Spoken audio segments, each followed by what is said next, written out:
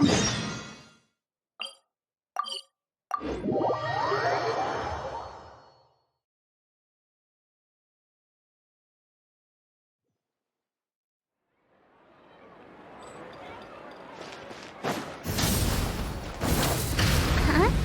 Do you also see Navia and Clorand over there? They look like they might have run into some kind of trouble. Let's go check out what's going on!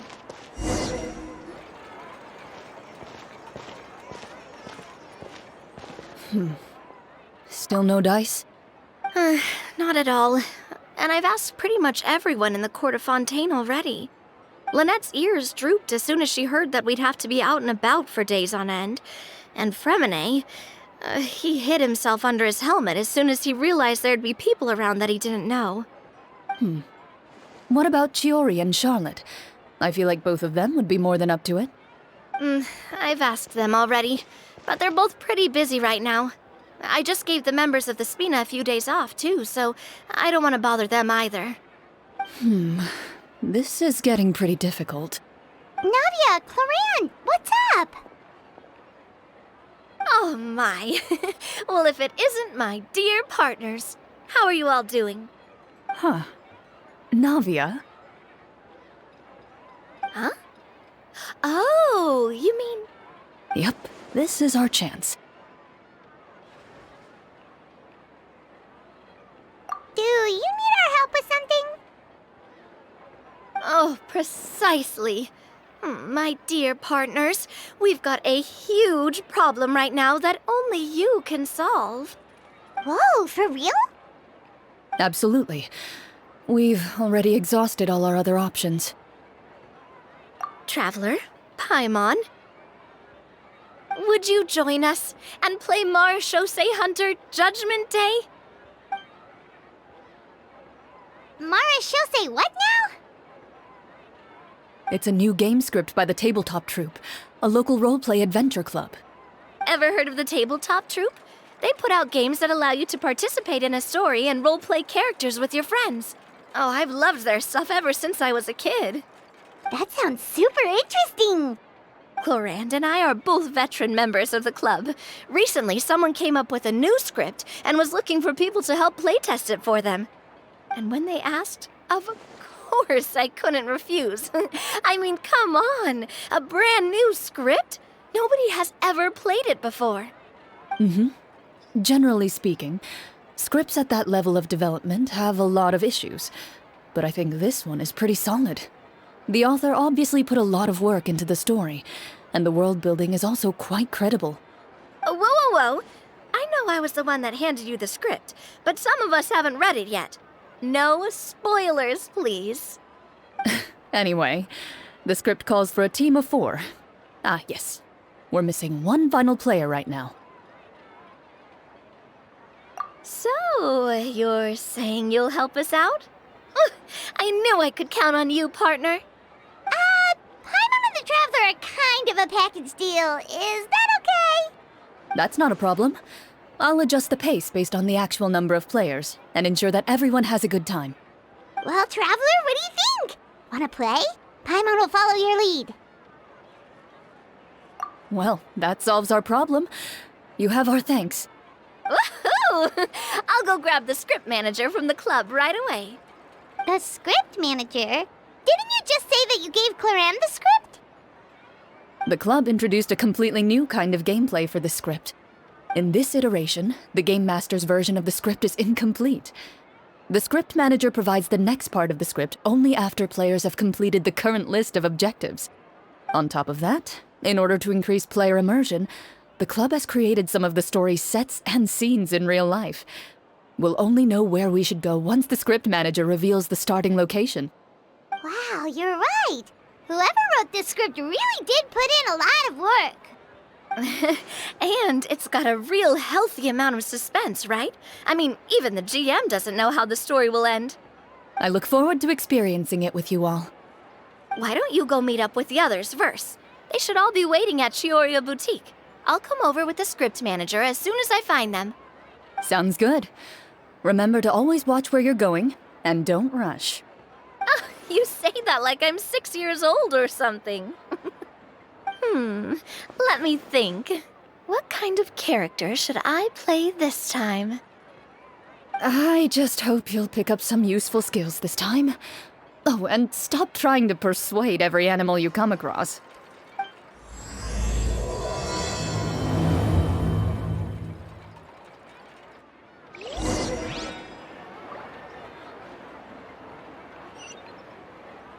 Light it up!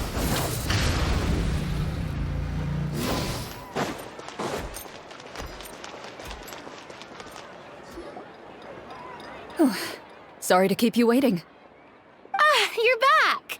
Huh? And you've got the Traveler and Paimon with you, too! What a pleasant surprise. I assume you'll be joining us for the game then? Linny, Farina! Paimon didn't know you were playing too. Are you also members of the tabletop troupe? I'm more of a casual member, if anything. I haven't taken part in many formal club activities. Lynette, Fremine, and I play something similar at the Hotel Bouffe Tété sometimes, but I'm usually the GM. Still, I'm sure it'll be fun being a player for the first time. I'm looking forward to it. Well, I'm not a member of the club at all. Claran simply woke me up first thing this morning, said there was a good script worth experiencing, and asked if I wanted in. If you're interested, I can give you a referral. That should give you a 40% discount on membership fees. I think I'll wait to see how this experience plays out first, especially when it comes to the quality of the script. If it's sufficiently fun, then I'll join. Do you participate in a lot of tabletop troupe activities, Clarand? You could say that. She's actually one of the few senior game masters of the troupe. Right. I knew about that even when she was still my subordinate. It's nothing. Really, just a small hobby of mine. Wow. Paimon's so used to seeing you be all upstanding and intimidating as the champion duelist. It's kind of hard to imagine you role-playing with a bunch of friends.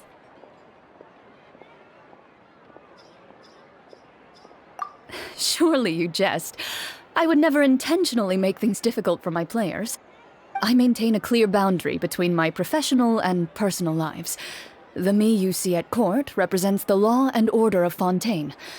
I put all personal feelings to the side and grant a fair duel to all who seek to defend their honor. But in my personal life, I'm just an ordinary person. Someone who feels anger and sadness, just like everyone else. Well, you say that, but for all the time I've known you, I don't think I've ever seen you cry. I've seen you get angry, sure, but now I'm wondering whether you were actually mad or if it just looked that way from the outside. I was probably in work mode during those times. Is that so? Well, in any case, I just feel like even in your personal life, you don't get emotional very often. So you want to see me cry? That might be a little difficult. A show of anger, though, that might be something I could accomplish. No, that's not what I meant.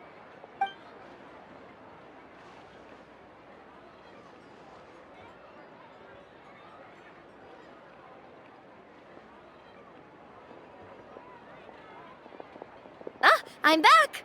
Here, allow me to introduce you to the script manager, Mr. Florian. Pleasure to meet you all. Hello. Wait, are you a champion duelist too, Mr. Florian? Oh, no. This is just the costume provided by the club. I occasionally play a few of the roles in my scripts. That sounds like a lot of work. It's nothing. It's the least we can do to give the players a more immersive experience. Anyway, allow me to give you a brief introduction of the script. This script was adapted from the real history of the Marechaussee Hunters. You all will play the role of hunters from a bygone era and resolve a series of events unfolding in the capital. Paimon's not super familiar with the history of the Marechaussee Hunters. Is that a problem? Oh, no problem at all. I can give you a brief rundown. So, basically, Marechaussee Hunters were people who dedicated themselves to hunting monsters and protecting the city by using a special swordsmanship technique passed down over generations. Their story can be traced back to the ancient Remurian dynasty, as well as the first hunter, Cassiodor. But I'll leave the finer details for you to seek out and discover later. And I'll provide additional commentary as the story progresses. In that case, brave hunters, are you ready to set out on an unknown adventure? Whoa, just one sentence and it's like we're in the story already! Aha, I see many a determined gaze before me. Very well, head over to this location and begin your heroic journey. So, as we follow the story, it leads us to specific scenes? Ooh, sounds pretty innovative. What does the message in the envelope say? It's the exact location of the scene, as well as the formal permission to use the venue. Seems like they have everything prepared. Please check all your belongings, everyone, and make sure you haven't forgotten anything. Once you're ready, please follow me to the designated location. Sounds good. Hunter Squad, move out!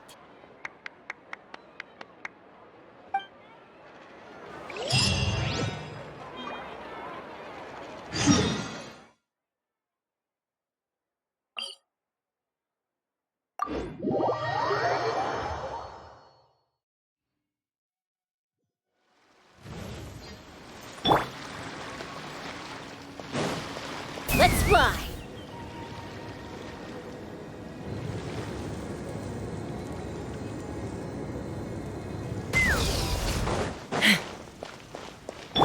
Burn it down! Full throttle!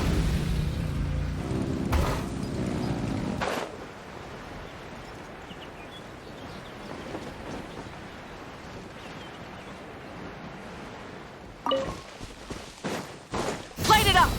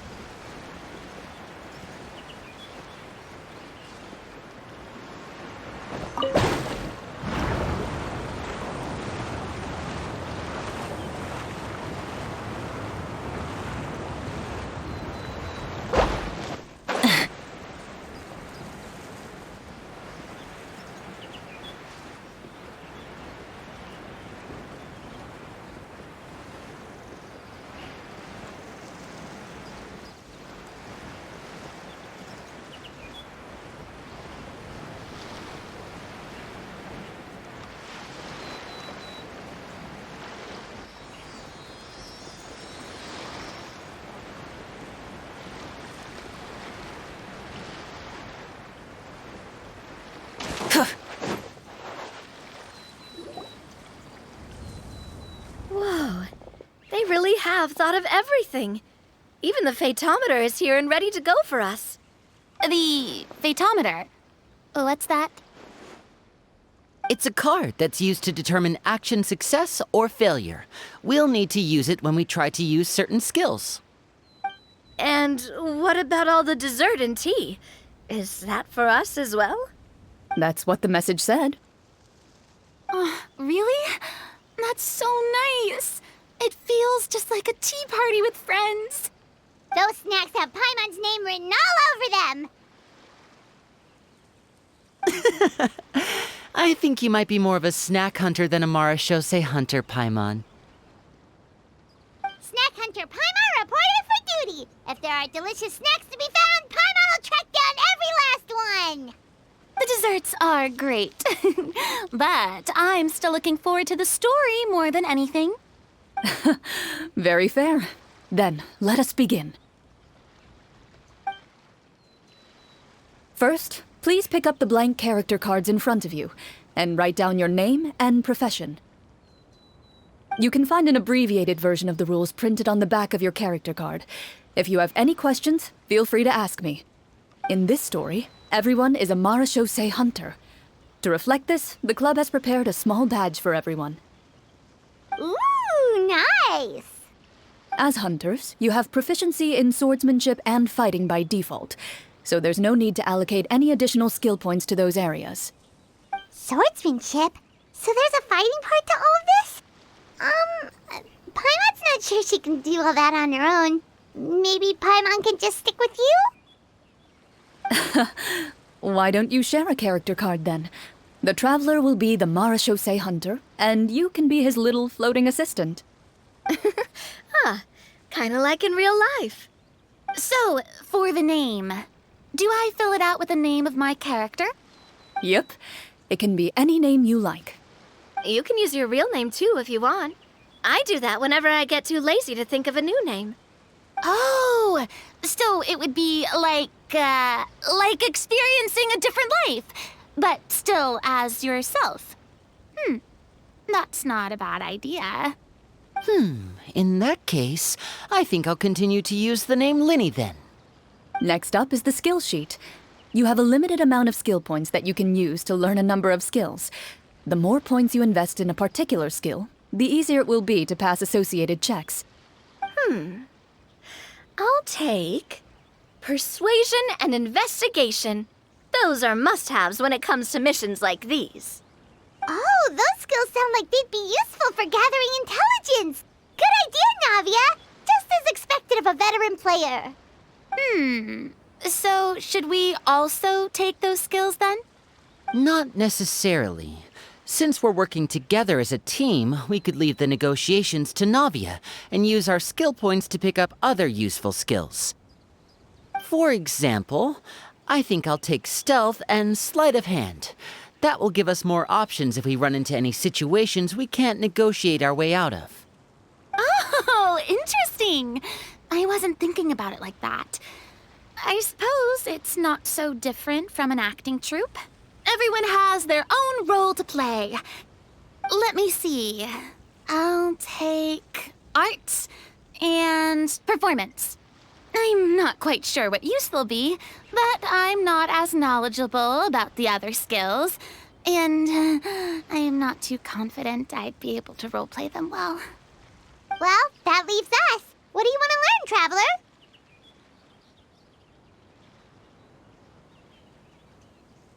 Oh, something that'll help you get a read on other people's thoughts. Sounds useful.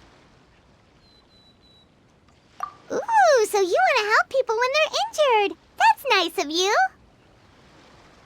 So what do you think? Are you sure you want to learn these 2 skills? Let's see. Oh, looks like you each have enough points to choose one final skill. You've all picked such classic skills. It's fine to go a little bit out of the box, you know. Why do I get the feeling she's getting ready to cause trouble? For example, this one here. Summon. Doesn't it sound super mysterious and cool? Oh, I saw that one just now as well. The description says, this skill can be used under certain circumstances to summon characters or creatures that fit the script's world-building rules. The script's world-building rules, huh? But how are we supposed to know what a Marechaussee Hunter can summon? Oh, that's not for us to worry about, my friend.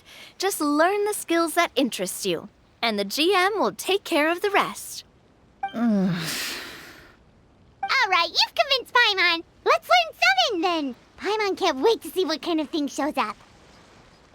Well, now that everyone's more or less finished creating their characters, we can begin. Since 2 of our players are doing this for the first time, though, let me ask. Would you like to play on easy mode or authentic mode? What's the difference between the 2? Well, in role-playing games, the story sometimes changes based on the decisions of the players and the results of the fatometer. For example, if you fail a check, that means you cannot use the target skill in that scenario. A critical failure may even result in further negative consequences. If you choose to play in authentic mode, every time you elect to use a skill, you'll need to use the fatometer to see whether you succeed or fail, and face any consequences that may follow. If you choose easy mode instead, every check will be successful by default, and you won't have to worry about luck playing a factor.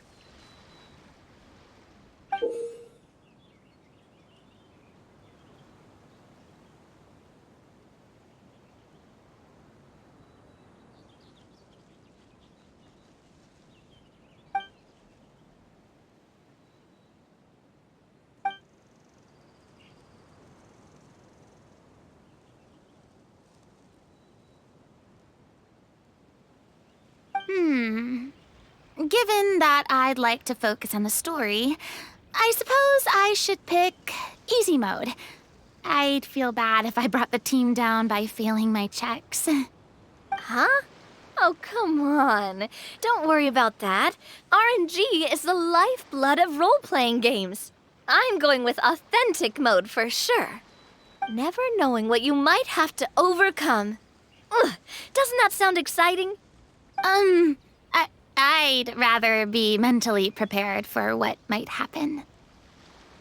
All right, then I'll mark down Farina for easy mode. All her checks will be successful by default. As usual, Navia and Linny will play on authentic mode. What about you, dear partner? How would you like to play? Are you sure? No need to worry about the pesky fatometer. Pretty good choice if you just want to relax and play the game. Honestly, I don't think Clorand would make things too difficult for us no matter what the fatometer says. Isn't that right, Clorand? No promises. That wasn't super reassuring. Well, anyway, enough talk. Let's get started. I want to experience at least a good chunk of the story today. Speaking of the story, why is the beginning scene on a beach? Well, that's because... a long time ago, back when human civilization was still in its infancy, powerful demons and evil sorcerers ruled over the land. They created a host of monsters and sent them to slaughter all humans in existence. Soon, a group of human rebels banded together. With their swords raised, they swore to brave the darkness, and in doing so, subdue each and every monster that sought their destruction. They became known as the Marachose Hunters.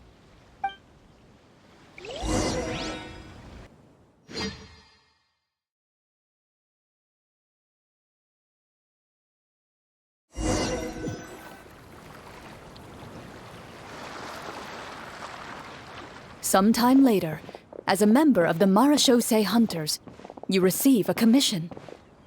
Following the address provided on the message, you take a boat and arrive at this strange city. As you inhale, you can taste the slightly salty air of the docks as you begin to survey your surroundings. There aren't many people in the vicinity, but you do take note of a few others who, like you, seem to be sizing up this place. Your eyes meet, and you realize these people are fellow Marachose hunters, likely led to this location after receiving the same commission as you. You're all Marachose hunters too, right? Allow me to introduce myself. The name's Navia, monster hunter by trade and helpful neighborhood businesswoman on the side. What say you to traveling together? We can help each other out on the road. Okay, count me in. My name is Linny. I've been wandering since I was little and picked up a few less than legal tricks along the way. I was adopted by a Marachose hunter and later chose to follow in his footsteps. Is this where you introduce your character to everyone? It sounds like they've done this dozens of times. My name is Farina, and, I grew up in a noble family. I always had a strong interest in performance and the arts. Even though I'm a Marachose hunter, what I really want is to be a performing artiste. Hey, that's really cool. You can do it, Farina. That's exactly how it's done. Paimon is Paimon, a good friend and companion to this Marachose hunter right here. I've been studying medicine ever since I was a child. I want to do my part to eradicate these monsters and use what I've learned to heal others. Oh, welcome, welcome. When we face the monsters, I'll make sure to charge in front to give everyone some cover. You can take care of the healing at the back. You open your envelopes at the same time. The message reads, "To the honorable and trustworthy Marachose hunters, our kingdom is currently facing a grave crisis. The lands outside the capital have been overtaken by monsters, and our people are being led astray by forces of wickedness. We beseech you, please help us resolve this crisis and return peace and stability to our home. Huh. The layout of this city looks super familiar. It kinda reminds Paimon of Mondstadt! The scriptwriter must have used a real-world city as a reference when coming up with the map. As experienced hunters, the layout of the city reminds you of places once traveled. You recall the sight of tree-lined streets and the gentle tranquility of days gone by.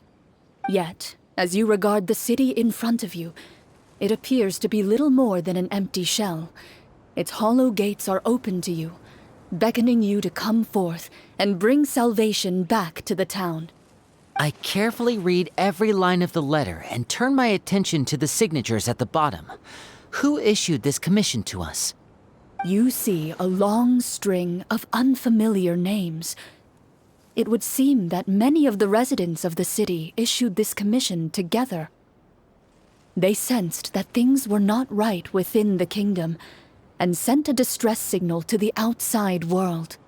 In that case, why don't we take a walk around the city and see if we can learn anything from the local residents? Oh, good idea. We might be able to get some leads on the monsters and bad guys we're after. You look up and see a tavern nearby. It appears to be open for the day. Why don't we go check out that tavern? If the novels I've read are anything to go by, taverns are usually full of information.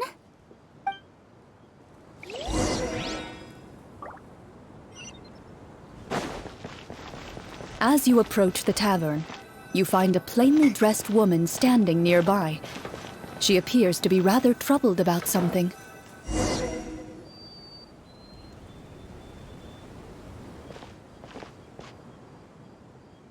Greetings, friend. Lovely weather we're having today, don't you think? Oh, hello. I suppose you're right. The weather today is quite lovely. If only those monsters out there would stop causing trouble. It seems like every character included in the script has a certain amount of useful information to offer. If we keep asking questions, we might be able to get some good leads. Oh, come now, don't be sad. Life is all about optimism. Oh, that reminds me. What did you have for breakfast this morning? Huh? I don't think that's the kind of question we're supposed to ask. Nothing turns a frown upside down like good food. How about some macarons? I could make you some. You didn't even take cooking as one of your skill proficiencies. That's not necessary, miss. Excuse me for saying this, but you don't really look like a chef. Besides, I'm not really a fan of sweets. So you're someone who barely smiles and doesn't like sweets. You're really starting to remind me of this one friend of mine. Hey! Did she just... me? Glorianne must have broke character for a second. This isn't getting us anywhere. Traveler, maybe you can think of something.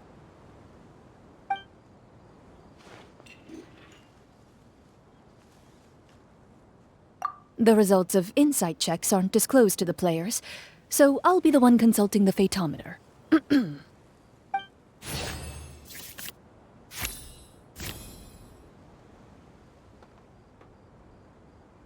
You recall all the lessons you've learned in your time and begin to carefully observe the woman's mannerisms.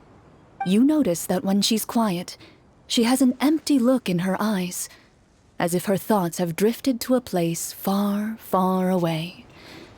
And when she speaks, she often subconsciously reaches out to touch the ring on her left hand. So you noticed. That's a little embarrassing. A horde of monsters suddenly appeared near the capital recently, so all the guards were dispatched to fight them.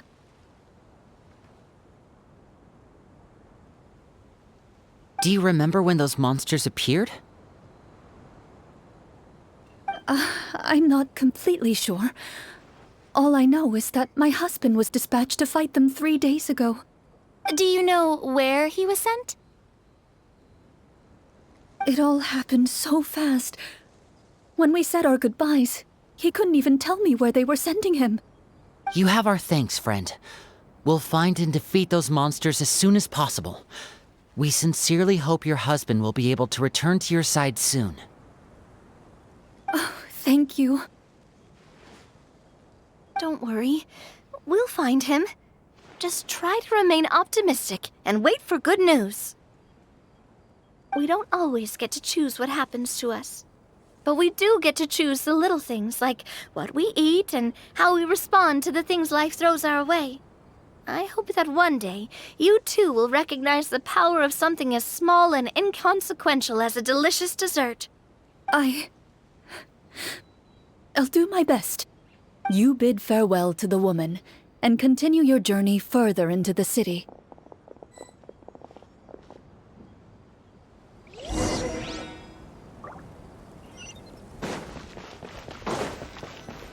As you venture further into the city, the streets appear largely empty.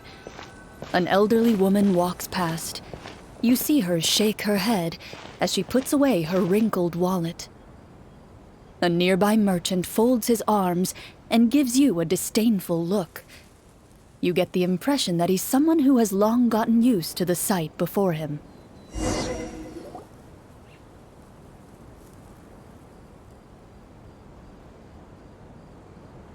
Although he doesn't seem very friendly, merchants are usually a good source of information, right? Pardon me, sir. I'd like to ask a question if I may. That depends.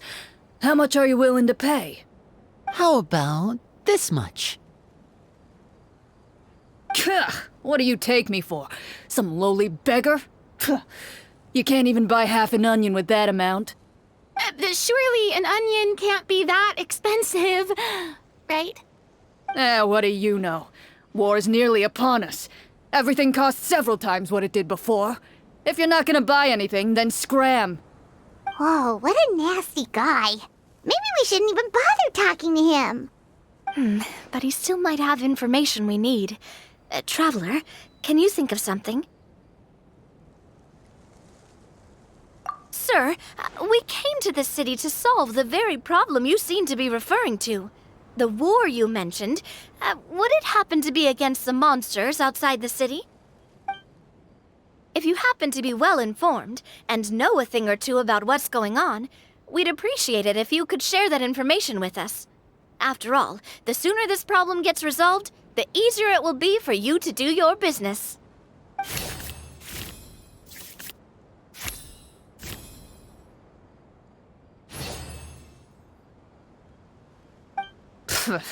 Well, things are basically as you said, young lady. Those monsters are camped outside the city, and they've been destroying all our trade routes. We have limited reserves within the city, so if this continues, we're all gonna be in big trouble. Wait, you're saying no one has put a plan in place to distribute supplies or maintain order? We could all starve and those nobles in the palace wouldn't even break a sweat. Who knows? Maybe they've been in cahoots with the monsters all along. That is concerning. All right. That's all the information you need, right? Off with you now. I've still got business to do. You know, if you smiled a little more, you'd definitely get more business. And I bet that would make your life just a little bit sweeter. I'm not saying it's guaranteed to work. It's just a tip.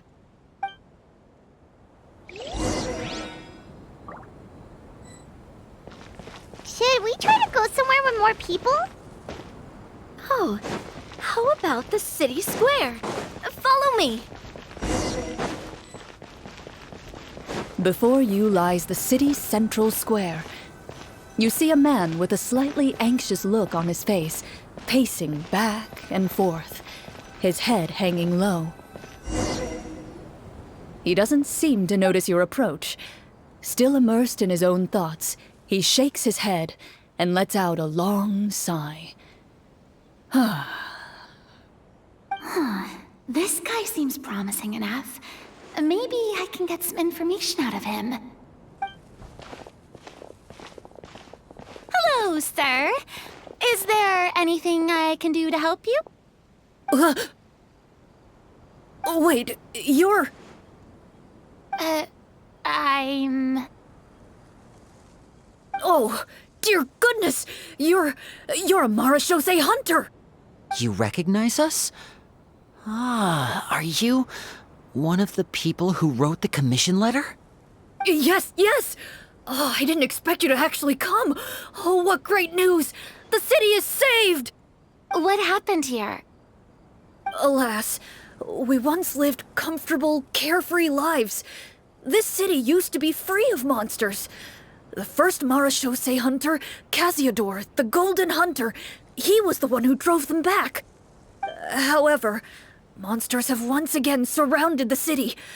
Perhaps the seal that kept them at bay has lost its power. Or perhaps an evil sorcerer has been meddling in our affairs. All I know for sure is that their return has stripped the city of any chance at peace.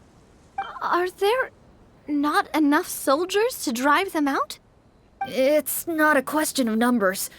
The guards simply have no idea how to deal with them.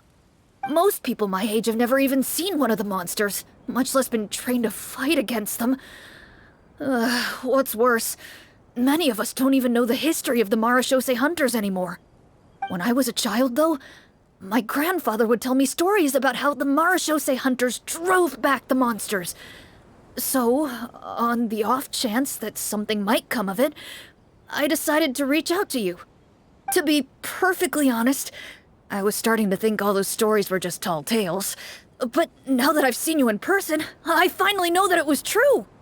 Well, you can rest easy, friend. The righteous and formidable Marashose hunters are on the case. The man is touched by your determination and resolve. His eyes begin to well with tears of relief. Still, if we are going to hunt the monsters, we need to know where to find them. Can you give us any leads? All I know is that the area outside the city is dangerous. I'm afraid I can't point you toward a specific location. Oh, although, if you leave the capital through the main gate and follow the road, you should run into a group of guards. They might know more about where to find the monsters. I see. We'll go look for them then. All right, be careful. Oh, and one last thing. The monsters outside the city are just part of the problem. There are evil sorcerers inside the city as well, so be on your guard. They're actively working with the monsters, and have corrupted the court ministers with malicious magic. They're the reason why, even inside the city, everything has been a giant mess. Even one of our kindest ministers has turned into a boorish and unreasonable figure, interested in nothing but enacting laws that exploit the people. Who knows how much longer we'll be able to go on like this. Talk about being stuck between a rock and a hard place. I feel bad for him. Maybe we should try to cheer him up?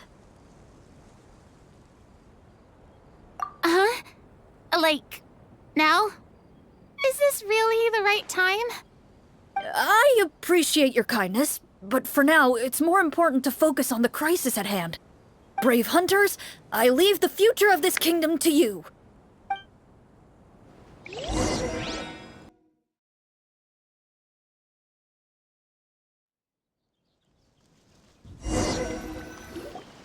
If I understood correctly, there are currently 2 problems in the kingdom that need solving, right? Exactly.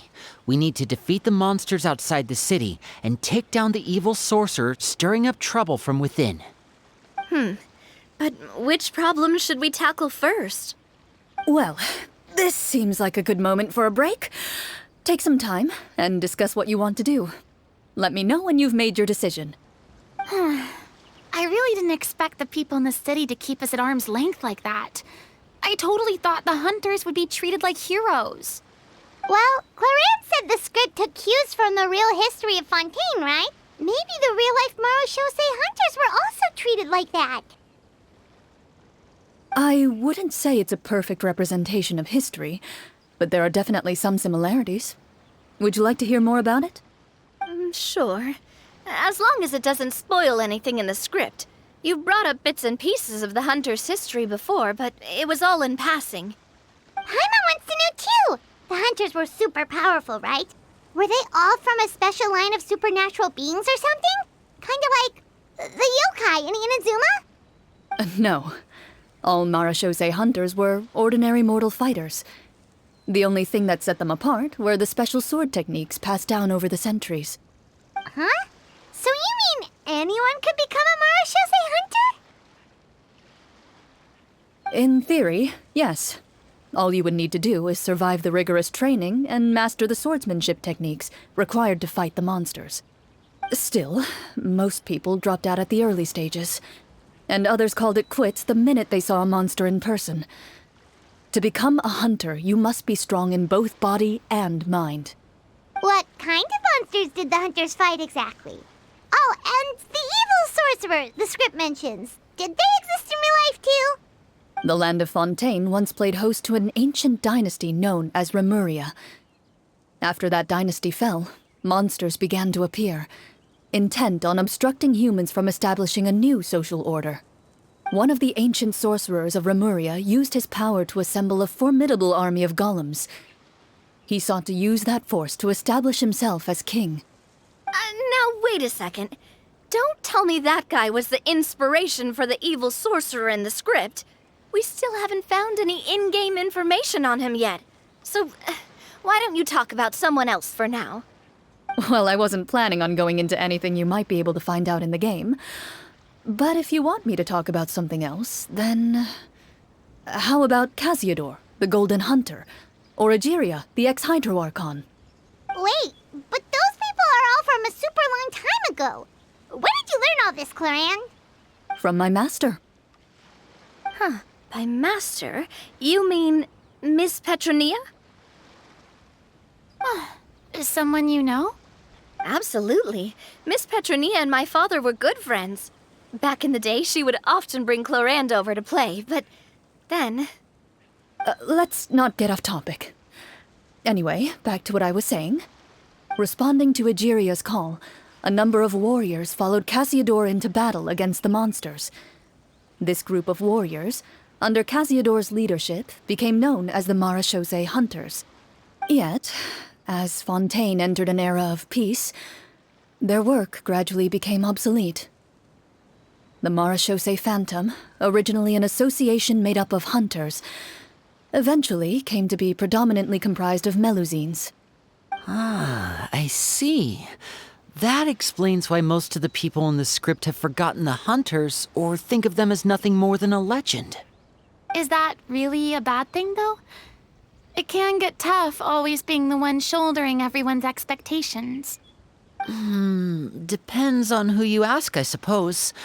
If the name of the organization no longer commands respect, investigative work is bound to suffer.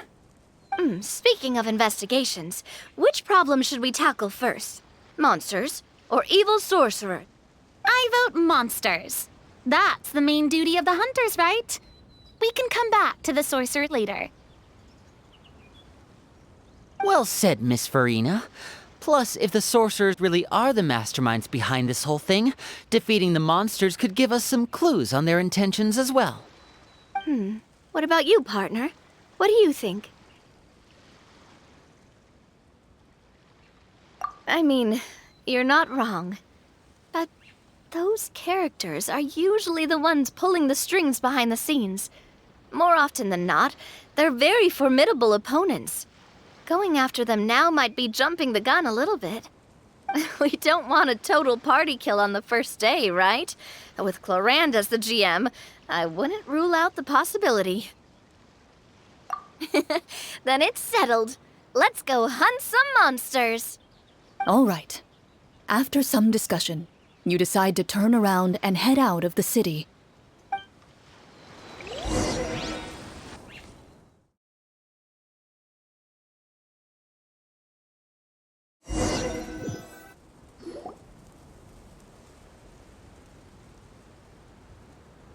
Let's take a look around, like that guy said.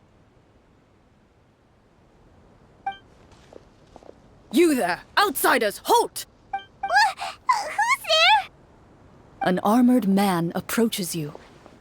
He has a tall, muscular build and a determined expression in his eyes. Just one look, and you can tell he's fought in his fair share of battles. Although he's trying his best to conceal his current state, his uneven gait and the sweat dripping down his forehead make it obvious that he's been wounded and is in serious pain. I'm the captain of the guard. I saw you sneaking around the city earlier, so I'll only ask this once. State your purpose, or it's off to the dungeons for the lot of you. Wow, it's been a while since someone's been this suspicious of us. I said talk, not whisper between yourselves. Have you ever heard of the Marchese Hunters? Marachose hunters? Ha! That fairy tale, you mean? What, you expect me to believe you're one of them?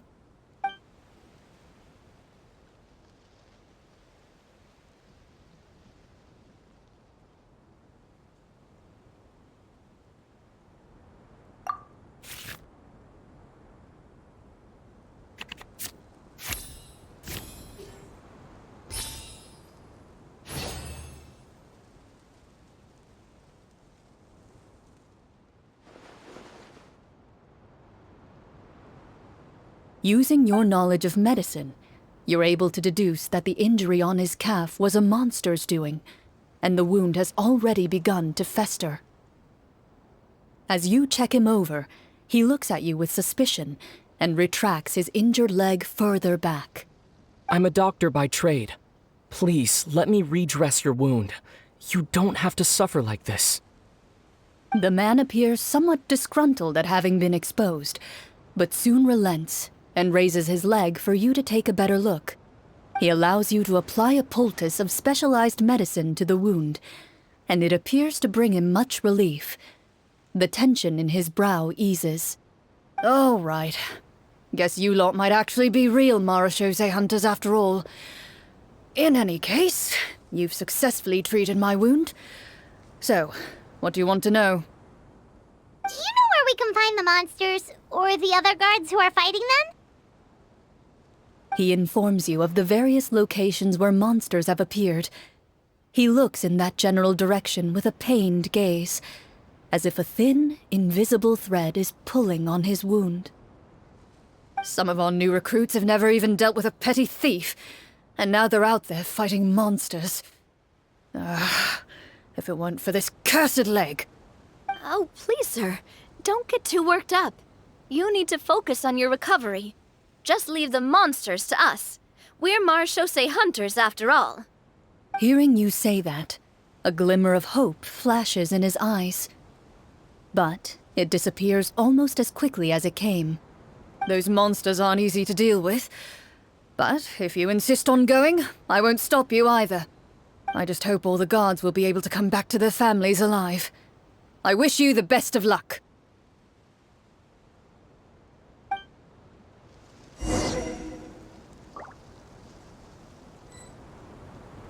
Based on what the captain said, the monsters should be right up ahead.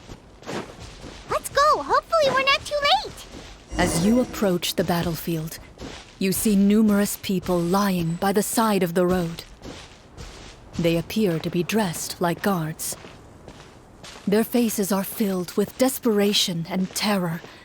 Some are screaming and cursing in vain, as if still trying to banish the monstrosities they saw from their minds. A few of the wounded look up at you in shock and disbelief. Quick, leave this place. Turn around and don't look back, they yell. It doesn't seem like there's any information to be gained from the area up ahead. You conclude that this area is best left unexplored at this time.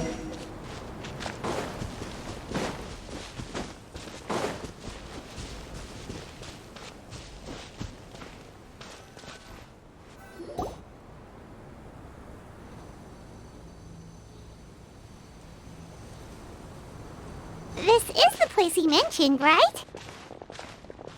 You see broken iron swords scattered all around you, and downed trees riddled with terrifying claw marks.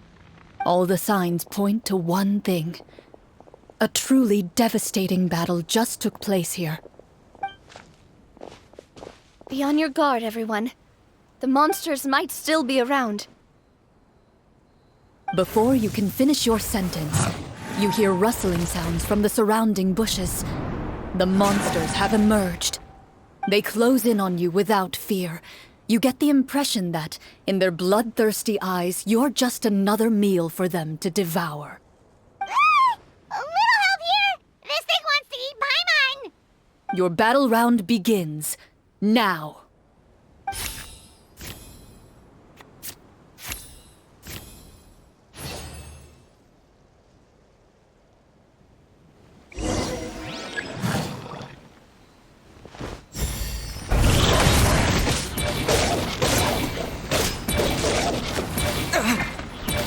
This is not the end.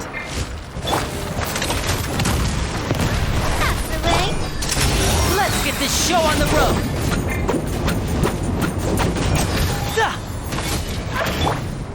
The next battle round begins now.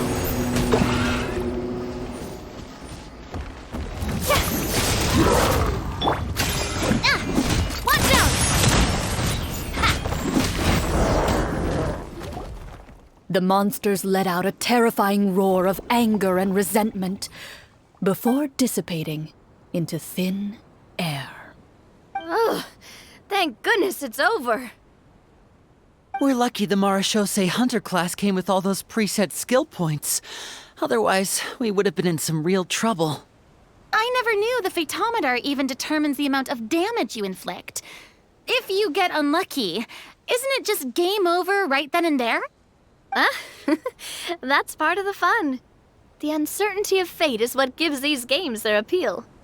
Just as you begin to celebrate your victory, a suspicious lump on the ground catches your attention. A suspicious lump? Wait, could it be the thing that appears after every battle?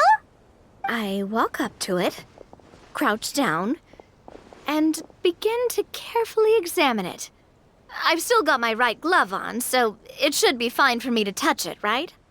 As you investigate the mound, you discover that the exposed portion appears to be made of wood. It was previously obscured by the large form of the monsters. With the monsters gone, the small protrusion now awaits your discovery, poking out of the ground like a shy flower bud. Whoa, it's a treasure chest!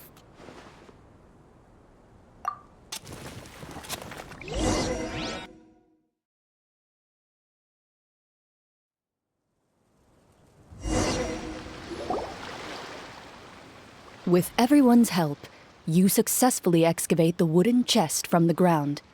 Even without opening it, you can tell from the mora and jewels scattered around the chest that it must contain quite the fortune. Makes sense. We worked hard for this. Let's open it and we can share what's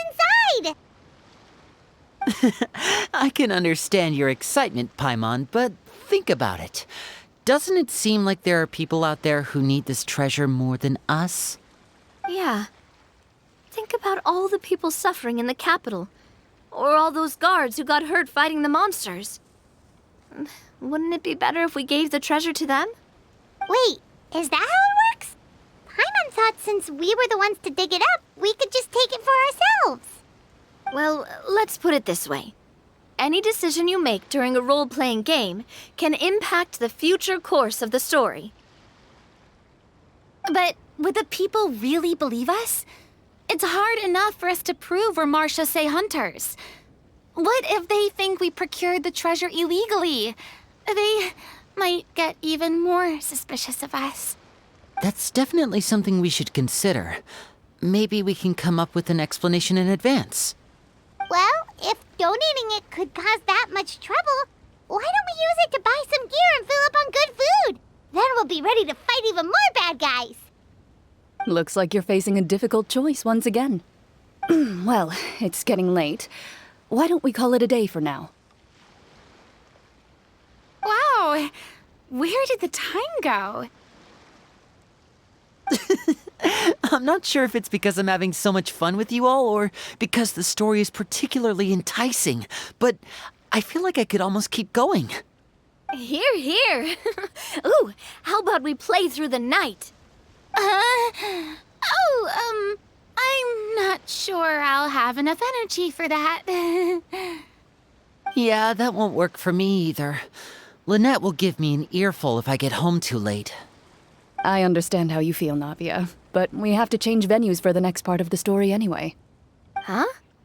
Another location? There's a special note for the GM at the end of this section that says to proceed to an indoor set for the next part of the script. Whoa, they really pulled out all the stops for this new script. Well, even if we end the game for the day, we can still stay a little longer and hear Cloran finish her story, right? Paimon wants to hear more about the history of the hunters. Something tells me you just want to finish the free desserts before we break for the day. That's just a coincidence, okay? Besides, to Paimon, not finishing free food feels even worse than having to buy her own. And anyway, Paimon really does want to hear more about Cloran's master. Well...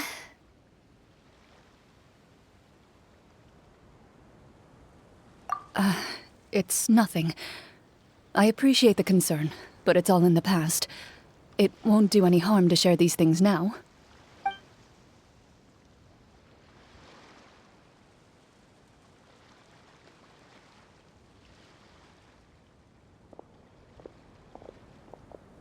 My earliest memories are of living with Master. According to her, she saved me from certain people of ill repute. My birth parents had left me behind some time before that. What a heavy beginning for a life story.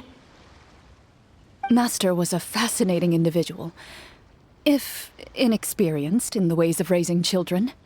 My first ever toy was a short sword. Although I suppose it wasn't so much a toy as something Master removed from her waist and handed to a noisy child in need of distraction. Oh wait, so she handed an actual sword to a child? Isn't that dangerous? Did you hurt yourself? Of course I did. I cut my palm and bled quite a lot. But Master was not concerned. She just stood there and casually lectured me about it. See, that's what you get for not holding the sword properly, she told me. She then crouched down next to me and said, "Give me your hand. I'll teach you to bandage this wound. After that, it's time to learn how to truly hold a blade." Excuse me for asking this, Cloran, but how old were you exactly when all this happened? Probably around, 3, give or take. 3? Isn't that when most kids are still struggling to hold a fork? As I said, Master was rather inexperienced in the ways of raising children. She believed trial and error was the best way to teach a child what they're capable of. I'm not so sure this is a question of experience.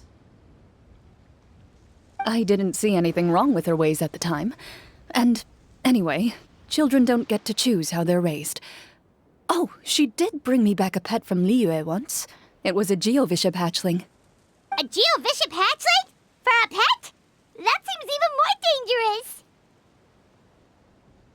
What she said was this: make sure to get along, you two. If you really can't agree on something, just settle it with a fight. Whoever loses is the real pet. And how old were you when this happened? 5. Well, did you win? No, I lost. So you're saying you actually became the Geovishap's pet?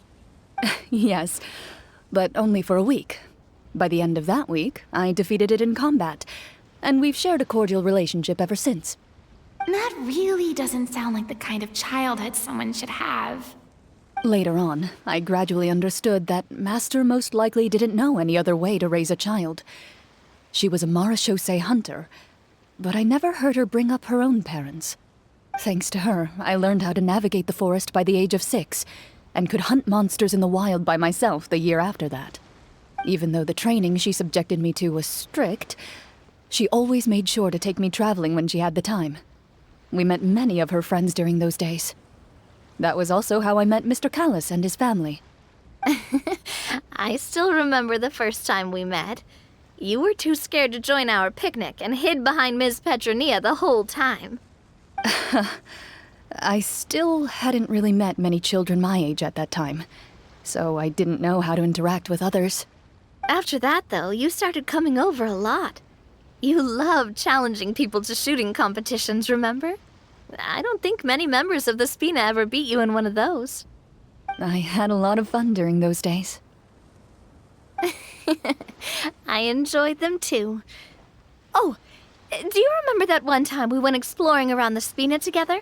We overheard Papa call your master Fontaine's Protector of Justice. We tried to pretend like we never heard anything, but you nearly let it slip that one time.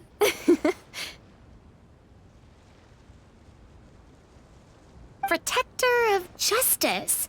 Oh, wait, you mean that vigilante hero from 20 years ago? The one who is always active at night?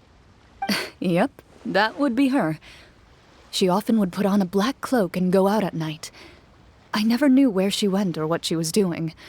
Until, like Navia said, we overheard the truth from Mr. Callis that night. 20 years ago, huh? I still remember the guards leaving all kinds of witness reports about her on Nervalette's desk. My apologies. Oh, there's no need to apologize. You had nothing to do with it.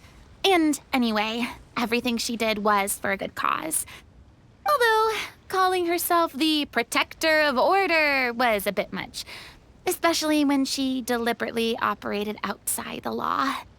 Huh? When did the Protector of Justice become the Protector of Order? Oh, she had a bunch of code names. I heard she would just come up with a name on the spot whenever she was asked. Later on, she probably got sick of answering those questions and decided to stick to just two. The Protector of Justice and the Protector of Order. That sounds like her, all right.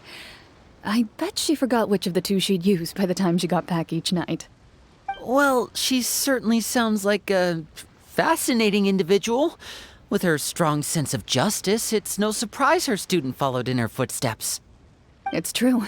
I always wanted to become like her. Someone powerful, independent, and with a strong sense of conviction. But...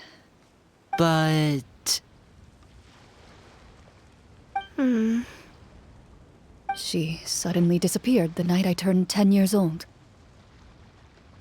Disappeared? What happened? I have no idea. She didn't even leave a note. I was never able to find out where she went. That night, I was celebrating my birthday at Navia's house.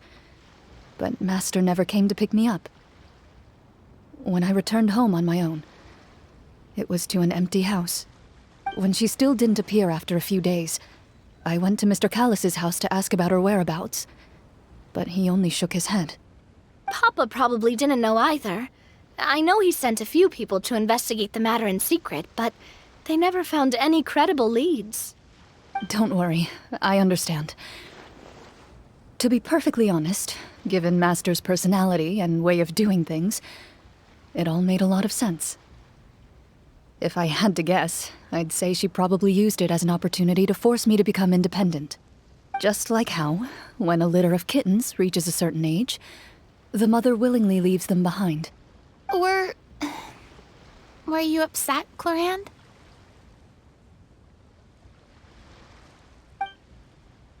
I was at first, but not anymore. I don't believe Master would suddenly disappear for no reason. There must have been something she just had to do. Well, despite everything, you still managed to follow in her footsteps and become the greatest champion duelist in all of Fontaine. You're practically a living symbol of law and justice. I suspect my position would be far too by the books for her. Master always did whatever she pleased. But you're right. I suppose I do take after her in some ways. Who knew Clorinde had such an interesting past? I never had the chance to ask her about it before. I wonder... if Cloran's master were the champion duelist back then, would that duel against Mr. Callus have gone differently?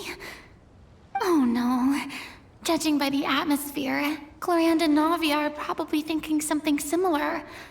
The mood just got super awkward all of a sudden. Well, anyway. Would you look at the time? It's getting dark, so we should probably call it a day for real this time. If we keep talking like this, we really will be here all night. I had a great time today, Miss Clorant. Thank you for being our GM. Anytime. The script was good, but I've got to say, your childhood stories were even better. Hey, you should tell us more about that fight against the Geo-Bishop sometime. Maybe your master was onto something.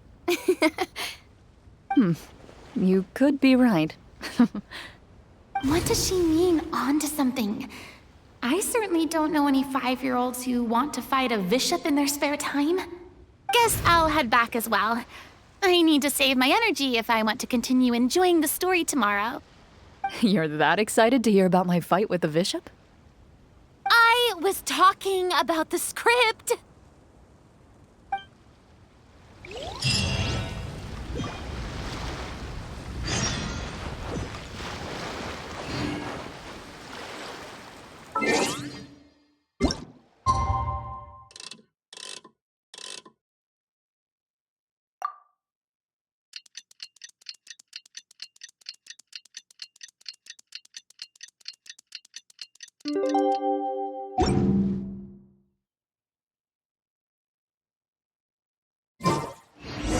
Let's go meet up with the group!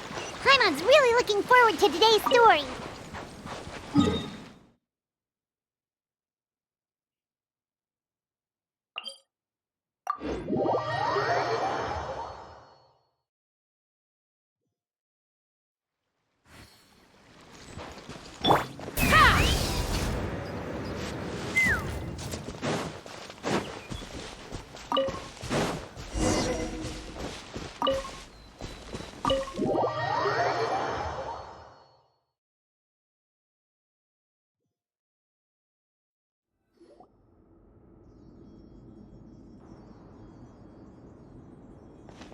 Looks like everyone's here.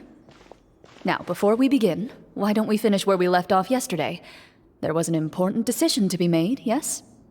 I'll pour everyone a cup of tea.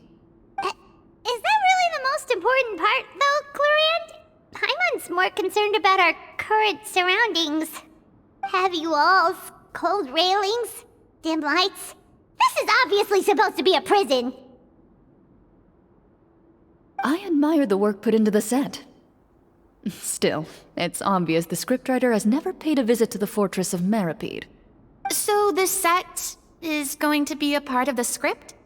Unfortunately, that is something I can neither confirm nor deny. Anyone think Clorant's smile is starting to look kinda scary? Well, whatever happens, we'll just have to push on. But first, we should really figure out what to do with this treasure. If we're worried about arousing suspicion because of our identity, why don't we give ourselves a different name, just like Clorant's master did? Yeah, it might be better to keep a low profile. As long as we're helping people, it doesn't matter who we are or what we're called. Staring at me won't get you anywhere. Or did you want some more tea? Oh, Paimon's good. Thanks. Why aren't you saying anything, Navia? Wait, what's that next to you? Oh, this is the short sword Cloran mentioned last night. I found it. Huh. I'm surprised you managed to track it down after all this time. Well, I made sure to take good care of it, considering the circumstances in which you gave it to me. Of course I had to keep it safe. Anyway, where were we? Oh, right. I was just thinking about all the potential ways for us to break out of prison. We could dig a tunnel, or try to bribe the guards. Wait, we haven't been thrown into prison yet, have we? Well, it's only a matter of time. It pays to be prepared. Just like how you should always have an umbrella on hand, even when it's sunny. All right, Paimon's made up her mind. Let's just give the treasure away. Paimon may have wanted to keep it, but if it's going to land us in prison somehow, Paimon will be too upset to enjoy her snacks. So, you've reached an agreement? All right then, we can continue with the story. Oh, and we'll collect all the scattered pieces of treasure on the ground as well. All right. You collect the treasure and make your way back to the capital with your bag of loot in hand.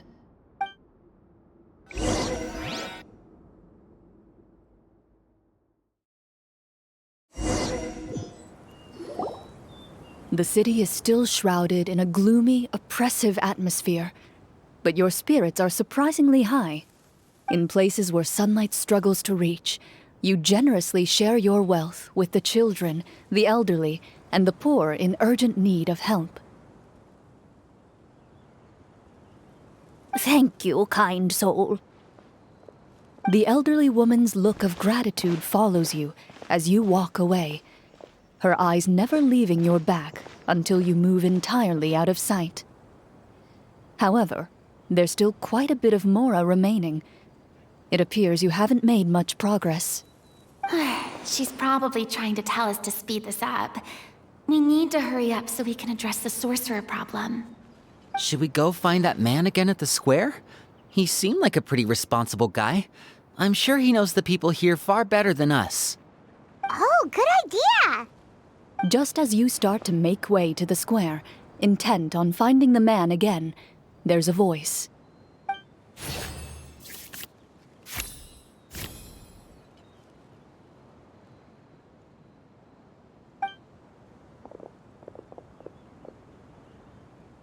Please wait, distinguished guests.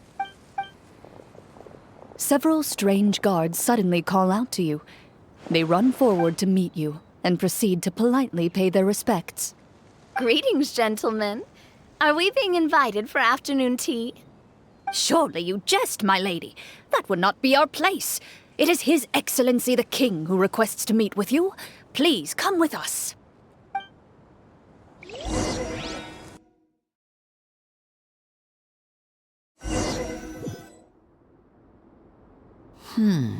Do you think this could be a trap?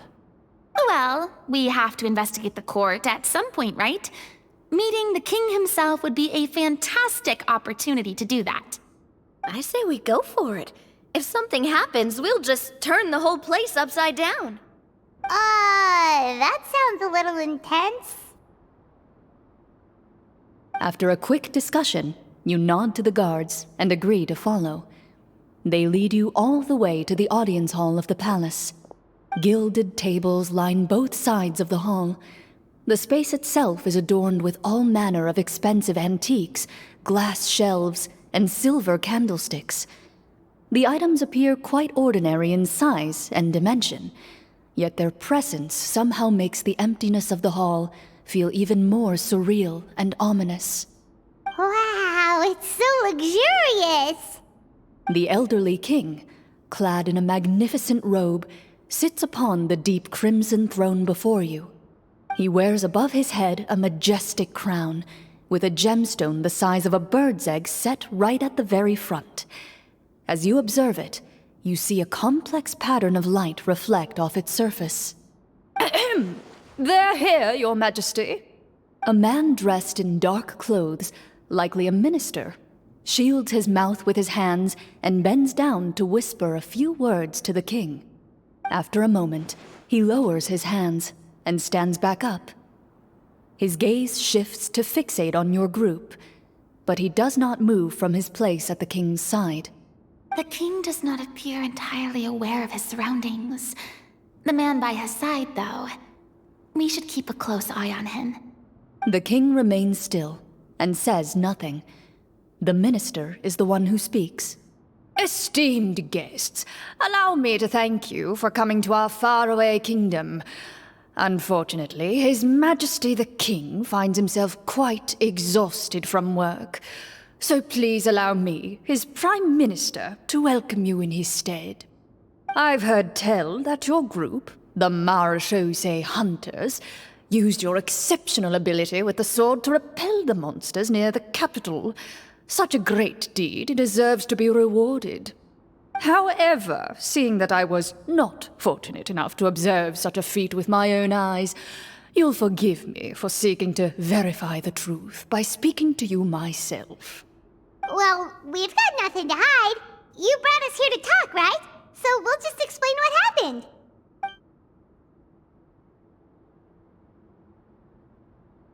The golem's blades were so powerful, they could cut down trees in a single swipe. It took a lot of effort to defeat them, even for trained swordsmen like us. Well, that was enough details, right? Believe us now? Your account does indeed match those of the survivors. Since you were the ones who defeated the monsters, that must mean you are also in possession of the treasure they stole.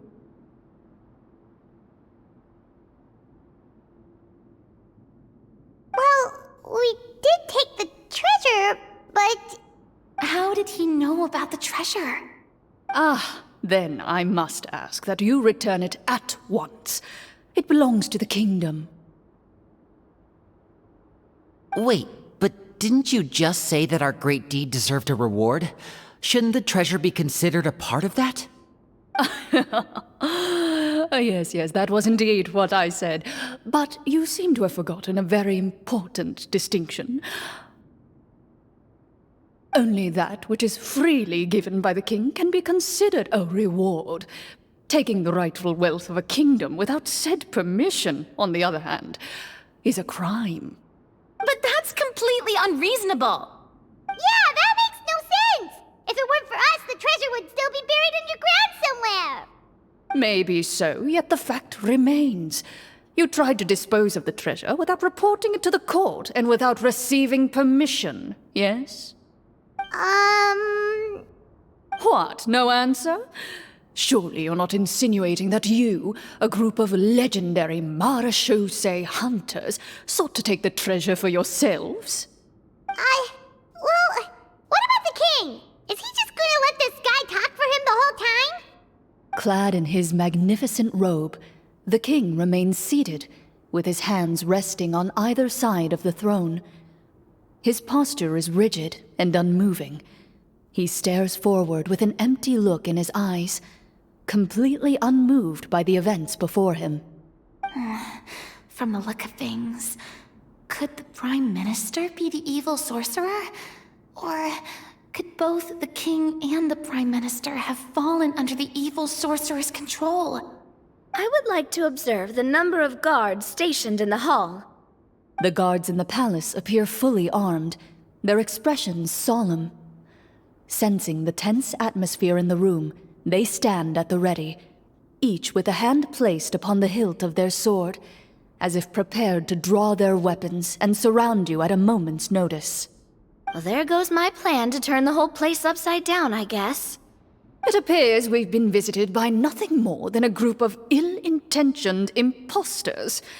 What a pity. Guards, take them away and throw them in the dungeons. Before I decide your fate, however, I must first determine whether you have any accomplices outside the court. Can't we try to slip away? Or maybe start some kind of riot? But if we try to fight the guards right now... Don't worry. At least we figured out who's behind all this. Let's just play it by ear. If you're scared, Paimon, just hold my hand. Thanks, you guys.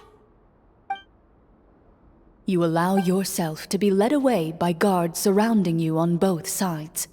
It's only when you begin to feel drops of water falling from the dungeon ceiling and smell the stench of death and decay all around you that you finally realize you've stepped into a completely different world.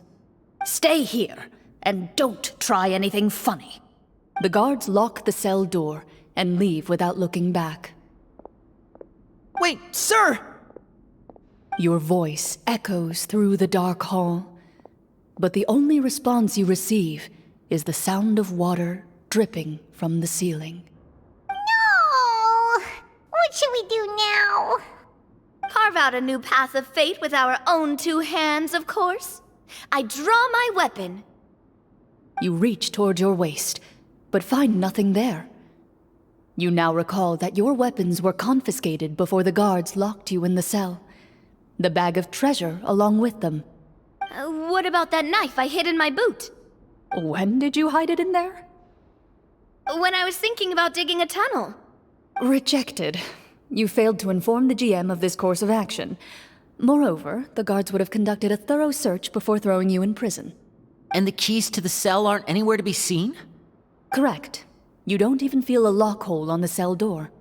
Oh, well, there goes all our plans. Indeed. Huh?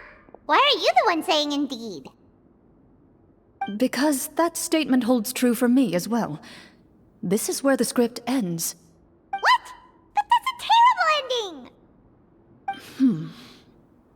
Generally speaking, this should be the point where the scriptwriter gives the players some kind of hint, or gives the GM some kind of code for how to move forward. I mean, maybe they just really wanted us to be immersed in the feeling of being in prison? Like, they'll only show us the way out once we've grown truly and utterly desperate? That is a possibility. If only there were desserts and tea in real prison. Oh, wait, guess that's kind of how the Fortress of Meripede works if you're lucky. Oh, before I forget, Navia, the short sword you had with you earlier. I took a closer look, and the craftsmanship doesn't appear to resemble anything from this era. If I remember correctly, that style was last in vogue several hundred years ago. Wait, Cloran said that sword used to belong to her master, right? Does that mean her master has been alive that long? I doubt it. The way she went about things often made her seem childish more than anything. I'd say the sword was most likely an heirloom passed down over time. Hang on. A precious heirloom passed down to you by your master. And you gave it to me just like that? You weren't worried I might lose it? Master left many things to me when she disappeared.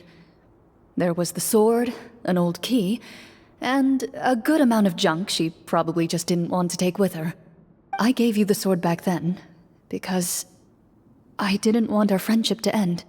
Wait, when did this happen exactly? After the duel. Between Mr. Callis and myself.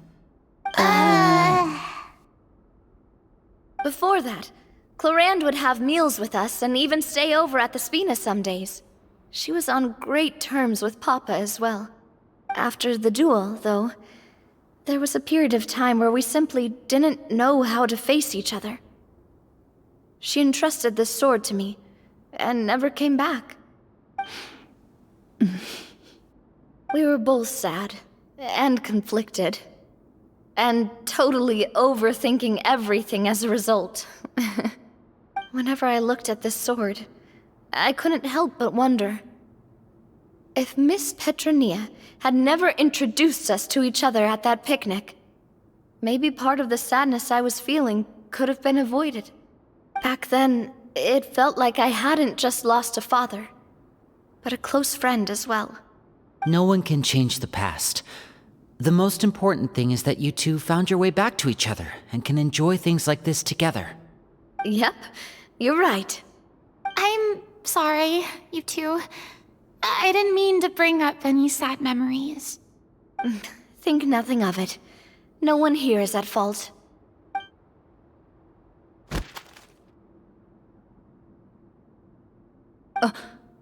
Huh?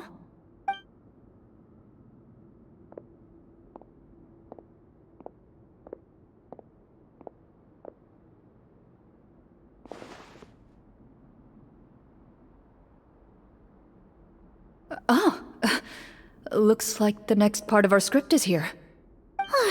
Perfect timing. The situation was really starting to get desperate. And not just because of the prison thing. From Claren's face, Paimon really can't tell if it's good news or bad news.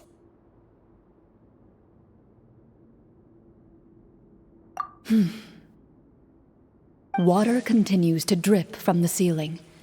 In this lightless dungeon, you lack a reliable way to tell how much time has passed.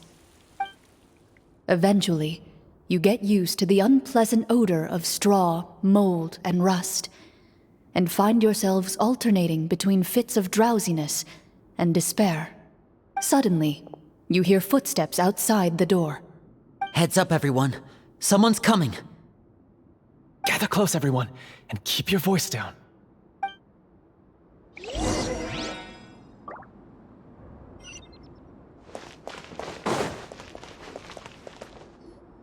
Who are you? I work as a guard in these dungeons, but my true identity is the same as your own. I'm also a marechaussee hunter. Huh? Shh. I've already sent away the other guards, but if we make too much noise... I understand, but how can we be sure we can trust you? The king has issued a formal decree. In light of the irrefutable proof of your crime, you're to be executed before tomorrow's sunrise. If you want to escape, it has to be now. Executed? We barely did anything! Monsters appearing at the same location as the treasure. Could this entire thing have been a trap? There will be time for speculation once we're out of here. As for my identity, I have no way to prove that to you just yet. Infiltrating the capital was difficult, and finding a chance to speak with you has taken a lot out of me. I could go on, but I think we can all agree that now is not the time for details.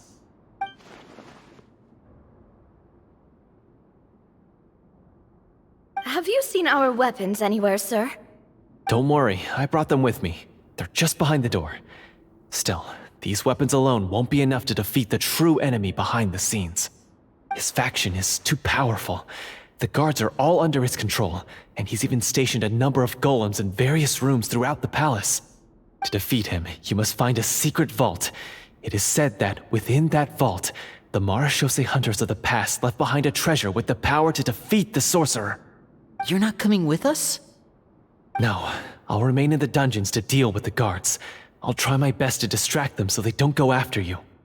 As long as my identity is not revealed, I'll be able to aid you when the final battle comes. In that case, please stay safe.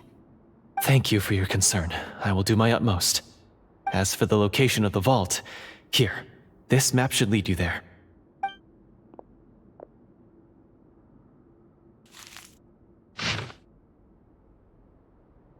Got it. All right, once I open the door, remember to stick close and refrain from making any noise. I'll lead you out of here as quickly as possible. You now have the chance to restore the honor and legacy of the marechaussee hunters. So please, get out there and reclaim what's ours. And be sure to exercise caution. With the help of the guard, you successfully escape the dungeons. Your sense of despair and anxiety both seem to fade as you continue your quest.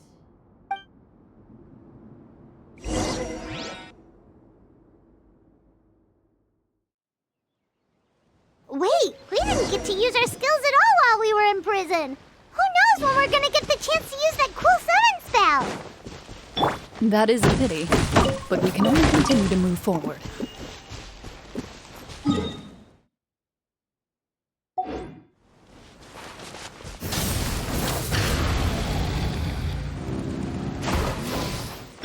Let's fly.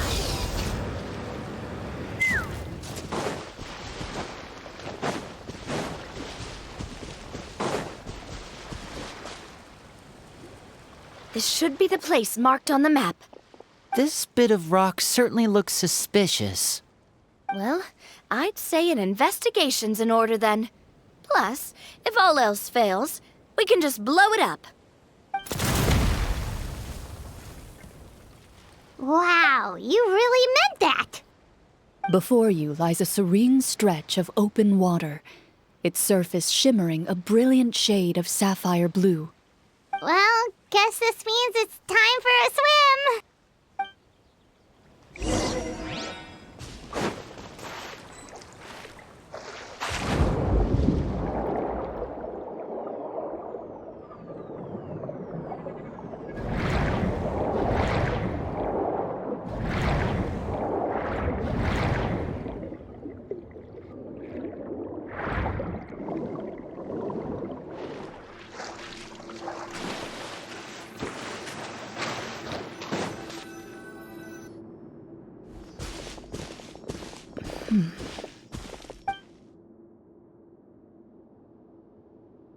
Oh, what's the matter?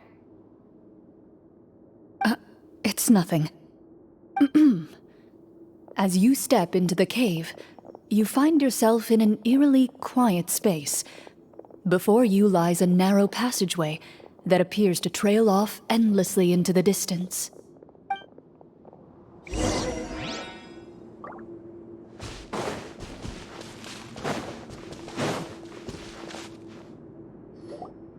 Wow, this must be where the treasure is hidden. But this door is blocking our way in. It almost looks like it's been here for quite some time. I've got to hand it to the tabletop troupe. They really went all out with the props. Huh. What have we got down here? A kind of mechanism connected to the door? It looks like we might have to arrange it into a certain pattern. A pattern on a stone door. That's something Master mentioned before. Is something wrong, Clarant? After a long, difficult journey, you finally arrive at the location indicated by your map. It appears to be an ancient site of some sort, where treasure likely awaits. Your surroundings are exceedingly quiet and serene, as if the secret that slumbers here has never once been disturbed. If you listen closely, you can almost convince yourself you can hear the sound of its calm, gentle breathing. That description makes Paimon feel kinda bad for disturbing this place. We're doing this for the sake of the people, to free them from the evil sorcerer. I say it's time for this treasure to once again see the light of day. Linny's right. We need to keep going. The future of the kingdom depends on it. The next part of the story requires us to solve the puzzle, right? Let's start exploring the area. Yes, that should be fine. Something feels off about all this. Guess I'll just have to improvise.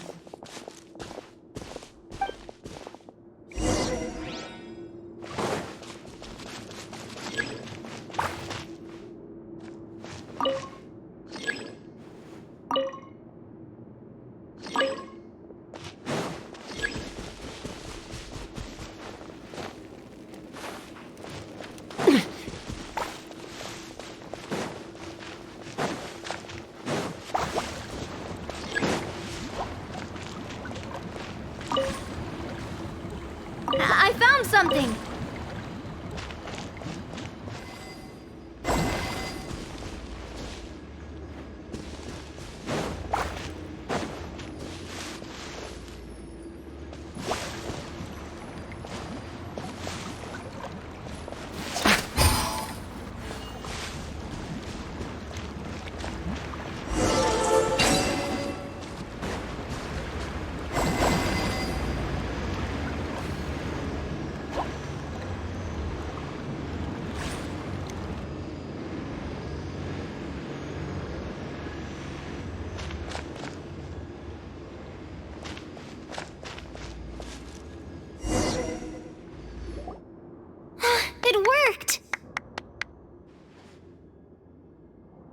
Something just appeared. Some kind of new mechanism, maybe? By solving the puzzles, you prove yourselves worthy of inheriting the secrets of the past. At the end of each puzzle, you're rewarded with With? a key. Oh, it must be the key to the big door. This is one of the Marechaussee Hunter keys that are passed down from generation to generation. It looks just like the one Master passed down to me. It is said that 4 keys in total are required to form the final, complete key. And it seems like we just collected 3 of them. That must mean... Huh? What's wrong? You hear a few strange noises. Suddenly, all the torches in the ruin go out at once. Huh? What's going on? Did we fall into another trap? For the sake of immersion, please close your eyes, everyone. Without the torches, the space is now completely dark, and you cannot see anything.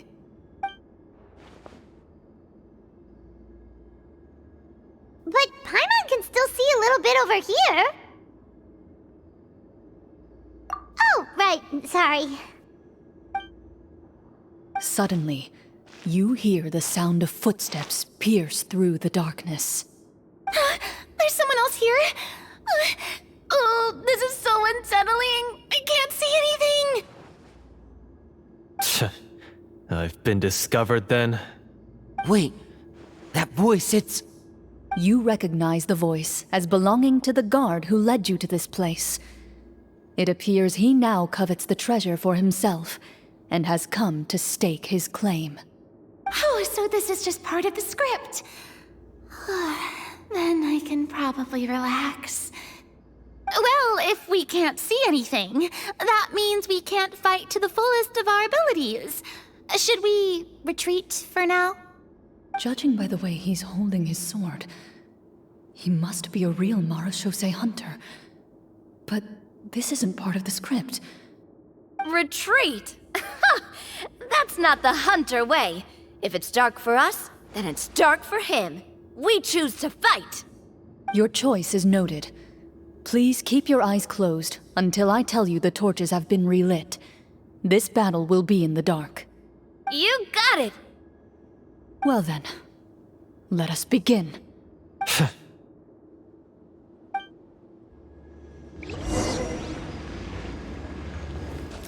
Loaded.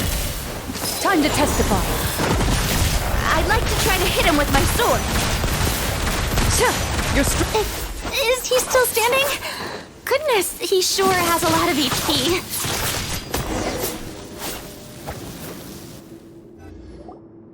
Is it over? Can we open our eyes now?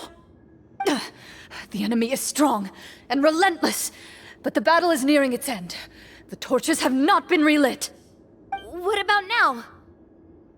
Final strike. Ha!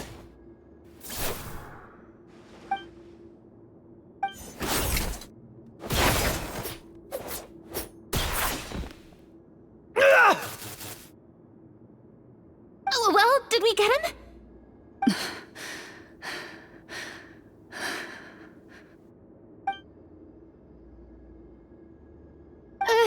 Glorian? Warm fire flickers across the walls once more. Your vision is now clear. In an impressive display of courage, the four of you successfully defeat the uninvited guest. That look in his eyes. It's like he became an entirely different person as soon as I defeated him. Huh? Mr. Florian? Oh, wait. We're supposed to be role-playing.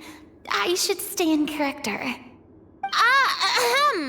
Speak your name, guard. Why did you lead us here just to betray us? Is this treasure really more important to you than bringing peace to the kingdom? What kingdom? What peace? Those were nothing but lies! I, Florian, am a true marechaussee hunter, descended from hunters of ages past. So he's also using his real name. Or, wait, was that the name of his character from the very beginning? Then I'm even more confused. If you truly are a marechaussee hunter, shouldn't you want to help us just like you said before? Shouldn't we fight together for the sake of the people? What do you know? In this day and age, there's no glory to be had as a marechaussee hunter. What's that supposed to mean? My skills were passed down to me by my father. We lived a life of obscurity in the remote wilderness. Still, he devoted everything he had to being a marechaussee hunter. And what did he get in return? A life of poverty and pain. In a world that forgot all about him. When he died, not a single person came to mourn his passing. The marechaussee hunters were the ones who saved this city. We're heroes. We deserved more recognition and respect than this. Is he talking about how no one in the capital seems to remember the hunters and their legacy? I didn't expect the script to contain this level of social criticism. So that's why you want to take the treasure for yourself? You feel like you're owed fame and wealth? If you already knew where the treasure was located, why didn't you just come down here and take it? Because I still needed the final key. Only a true marechaussee hunter is capable of passing through this final door. As someone who sought to hurt others for his own gain, Florian lost that right long ago. Okay, but what is this treasure anyway? We've got all the keys, right? So can we just go in and take a look? You're sure you want to go in? We've been talking about it for so long, of course we want to see what's inside! And we've already defeated Florian, right? So he won't try to take it from us anymore. Pesky brats. Watch yourself. Then let's open the door together. All right. Your choice of action is confirmed.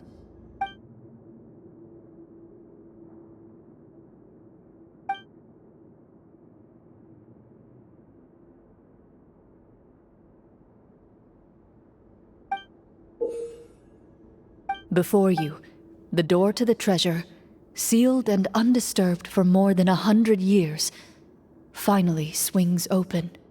You hear the shrill wail of the door hinge as it rotates for the first time after years of disuse, almost like a sleeping giant letting out an extended yawn. You get the impression that the secrets buried behind this door might be just as heavy as the sound you just heard. It's open! Come on, let's go in! Paimon wants to see what's inside! Ooh, me too! Ugh, uncovering hidden treasure is the most exciting part of adventuring. What do we have here? Uh-huh. A stone tablet? And some shabby weapons? You call this a treasure vault? Looks more like an abandoned warehouse! Maybe the troop ran out of budget at the end? They provided a super immersive experience at the beginning only to drop the ball at the most important part? They could have at least filled this place with cardboard mora or something! Wait, I get it now. Paimon, this is the real marechaussee hunter treasure. Huh? This is it? The marechaussee hunter treasure is just a stone slab and some broken swords? I can't believe it. I refuse to believe it! Whoa, are you okay? The marechaussee hunter before you appears to suffer a serious mental breakdown. He needs to leave the room for a moment to collect himself. One of you seems to understand the significance of the treasure already. If the rest of you wish to follow suit, you may remain here in the meantime and explore your surroundings.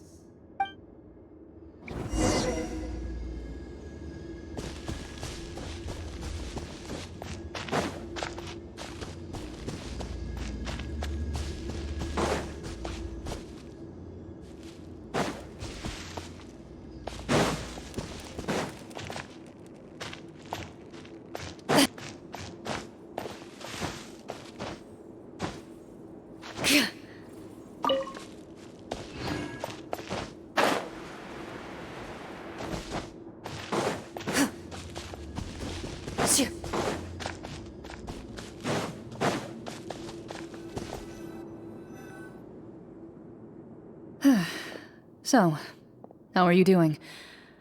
Feeling any better? What just happened?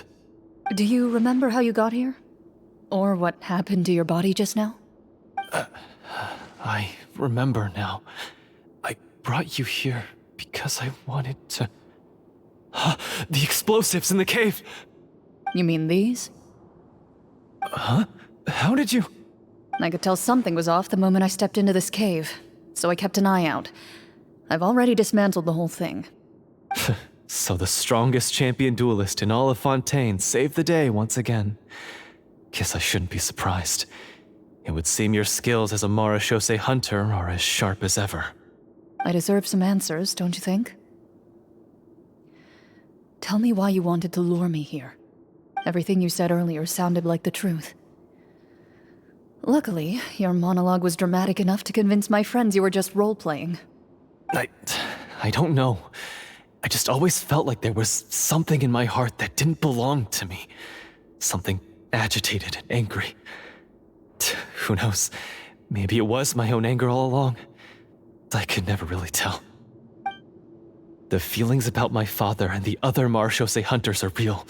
It just wasn't fair. I was angry, bitter that no one remembered them or praised their accomplishments. I don't know when it started, but at some point, my anger came to completely consume me. At that point, I remembered the legend my father used to tell me. The one about the treasure. But if the treasure was all you cared about, why plant all those explosives? Wouldn't they just destroy the treasure and bury you along with it? I can't remember. My head is a mess. It felt like there was this voice telling me to eliminate the hunters, but now it's gone. From your description, I suspect you were dealing with a devorator. Devorator? Oh, your master... your father, I mean, never talked about it? It was a kind of monster that was active several centuries ago. No, I've heard of it. I'm just not sure why you suddenly... Wait, it can't be. The seal! The seal?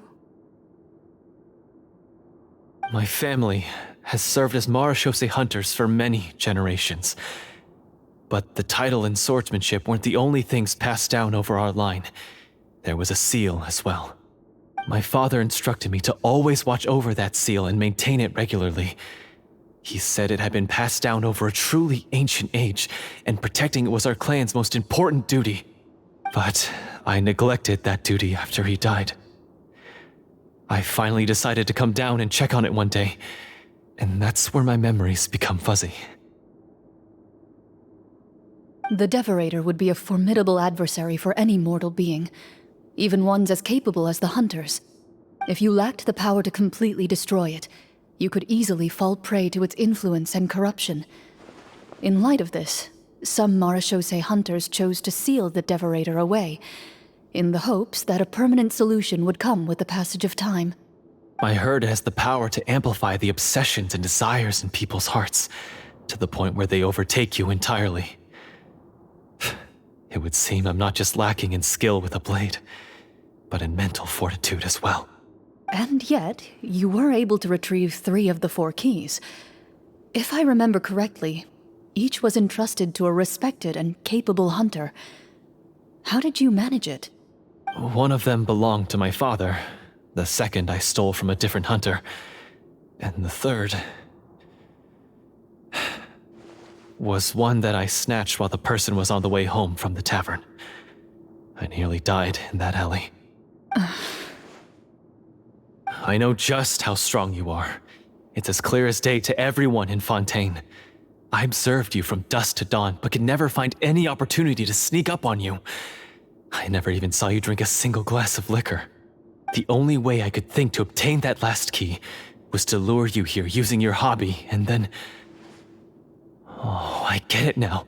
That monster, it wanted to bury you here alongside the treasure. I won't comment on anything else, but the script was good. Well, I did pour my heart and soul into it. The stories my father used to tell me about the glory of the heroic Marechaussee hunters and how they came to be forgotten. It's more than just a story. Huh? You're proud to be a hunter. You're still holding onto that part of yourself, no matter how small. I have done so many despicable things. I have nothing to be proud of. Then explain the purpose of the evil sorcerer in your story. Huh? Isn't he the true antagonist? The one who sought nothing but his own gain, and used the people as pawns to attain it? In your heart of hearts, he was the one you truly wanted to defeat. But I've already tainted my sword. I no longer have any right to... Wake up, Florian. Remember how you introduced yourself earlier. Do you really think the hunters acted out of a desire for honor and glory? Or to be loved and acknowledged by the people? What did your father teach you about our order? You do not wield your sword for yourself, but to protect those you serve. There's nothing special about a blade. It's the intentions of the wielder that matter above all else. Do you still not understand? Even after seeing the treasure for yourself? The contents of that room, they represent the true legacy the hunters left behind. You're right. I am a Marashose hunter. It's time for me to redeem, no, to finally serve the people I vowed to protect all along. I wouldn't be so quick to push aside the need for redemption. I know. That's a charge I won't bother to defend myself against. Good. Then, come with me, and help me see the script through to the end. Huh? See the script through to the end? But there's no more script left. Never finished it, huh? No, I mean, I wrote the script with the sole purpose of luring you all here. There was no reason to write beyond this point. Then we'll just have to keep writing it. The evil sorcerer still needs to be defeated. You mean the Devorator? Are you saying I have to make up the rest of the script as we go along? Is that really so hard? You've already written most of it. Surely you can write an ending where the hunters win and justice prevails. I'll be there to help you too. You aren't afraid your party will fall into danger? I know what my friends are capable of, and they're all quite skilled. Besides, I need their help. Then, are you going to tell them the truth about all this? I don't intend to spoil the fun. Sometimes, protecting dreams and fantasies is more important than exposing the truth. Don't you think?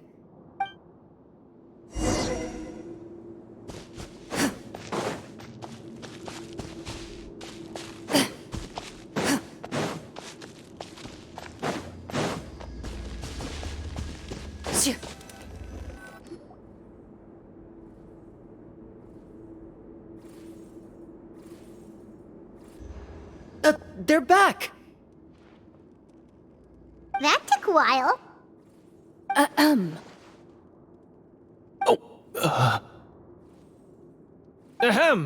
My fellow Marashose hunters, please forgive me, for I have sinned. Tone it down. Sorry.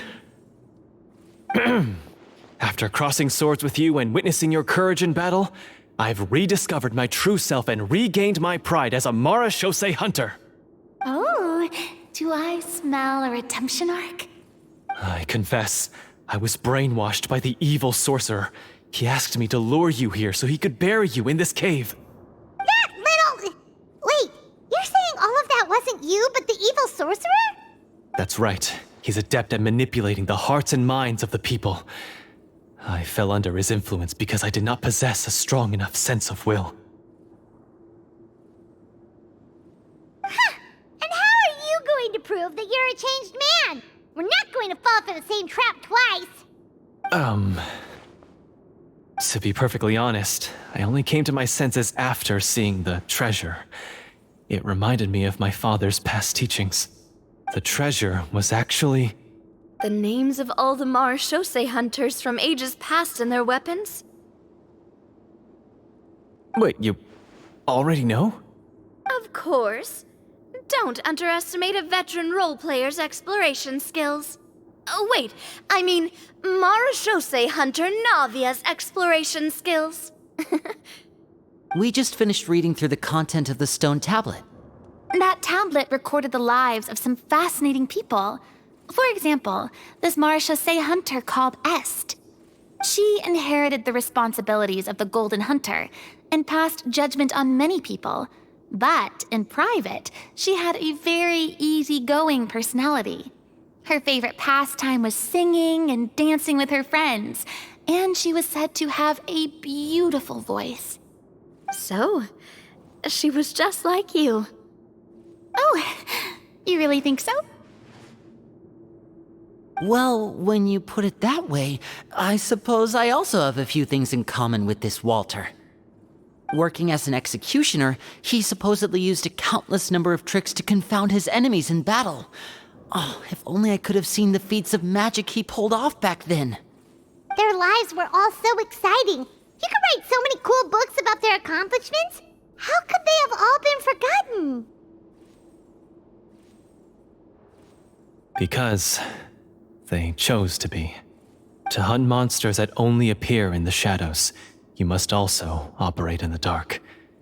To be a marechaussee hunter is to willingly give up on wealth and fame. Then this stone tablet must have been left behind by their companions. That's right.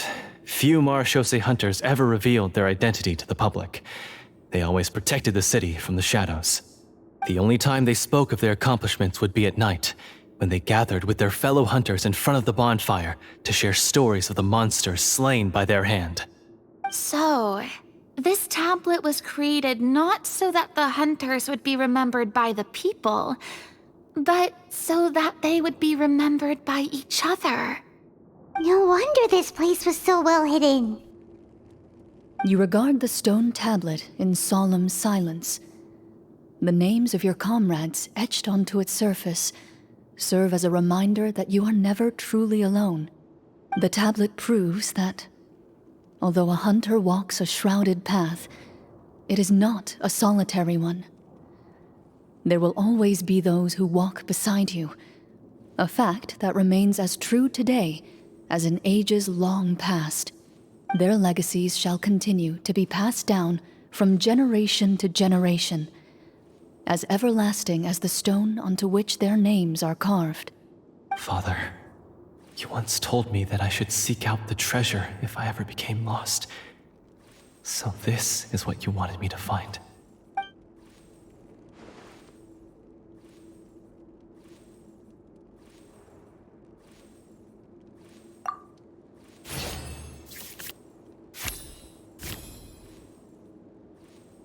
His eyes are sincere, and his words ring true. You can tell that every word he spoke just now came from the bottom of his heart.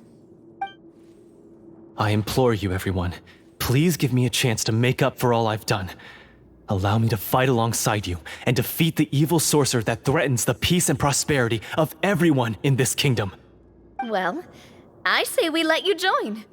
Sounds good to me too. Everyone makes mistakes. What matters is what you do to make up for them. I have no objections, but Mr. Florian, do you even know how to defeat the evil sorcerer? When he took over my mind, I gained some insight into his thoughts. Every time I thought of the treasure, he reacted with a strong sense of fear. Huh? He's afraid of the treasure? But there's nothing here except some broken weapons and the stone tablet. What if the secret's hidden inside these weapons? GM, permission to investigate.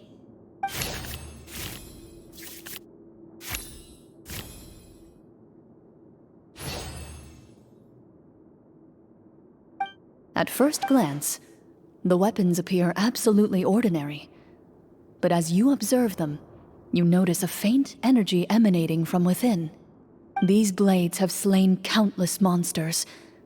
Though it's been a long time since they were used in battle, their edges remain sharp, as if they're simply waiting for the next worthy hunter to carry on their legacy. So basically take these with us, right? I'll take this weapon, since it used to belong to Est. Maybe it'll find comfort in being held by someone who appreciates the arts. Ah, good idea. I'll take Mr. Walter's bow then, from one archer magician to another.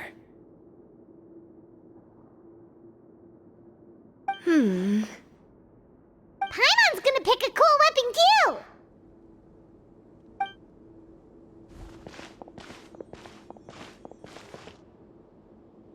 As you grip your weapons, you can almost feel the will of past hunters coursing through your being.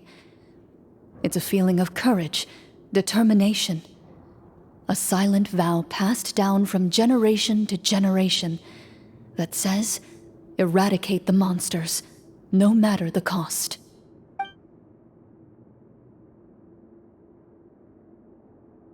Mr. Florian, do you know where to find the evil sorcerer? I was able to see his surroundings when our minds were connected. I believe he's currently hiding out at the church in the kingdom. We must be extremely careful. He's spent so long living among monsters that he's now taken the form of one. He will not be easily defeated. Then why don't we explore some more and try to find some higher level gear? We don't want to just fight him and lose, right?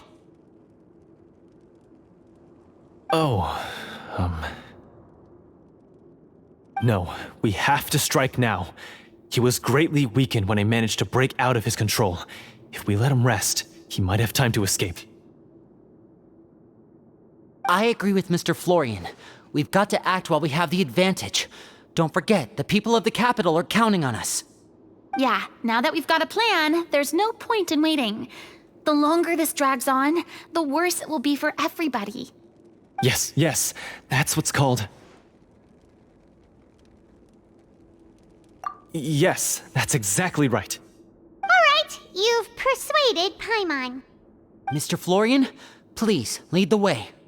Of course. Follow me. He had to set up so many scenes today, and now he has to join in for this last part. I really don't envy his job. Finally, you decide to slay the evil sorcerer and bring peace back to the kingdom once and for all. As you walk away, you feel the gaze of the stone tablet at your back, as if all the hunters of the past are wishing you success in the battle ahead and awaiting your triumphant return.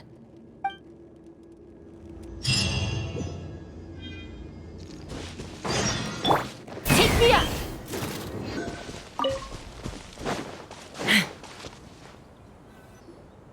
Finally, you arrive at the church Florian described. As you approach, an ominous aura surrounds you. You get the sense that your enemy is close at hand. How strange. This uneasy feeling seems so real. How did they manage that? Now, it is time for the final battle. Let's go!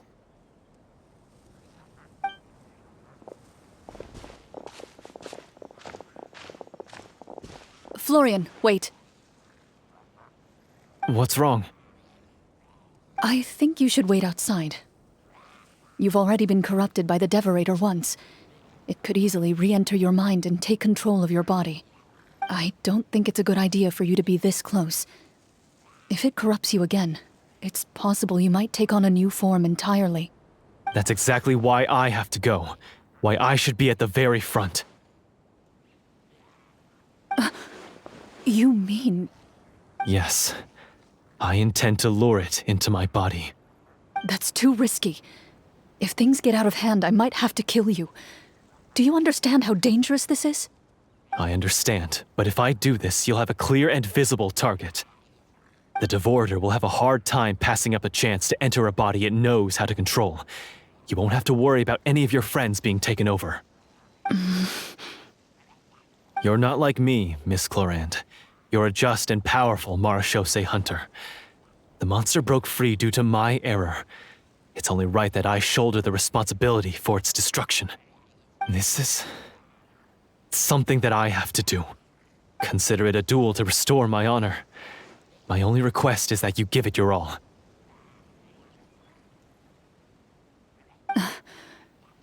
I understand. Then, as a champion duelist, I hereby accept your request for a duel, and extend to you my most sincere regards. Thank you. The battle is now upon us. Let the Devorator once again tremble under the blade of the Marechaussee hunters.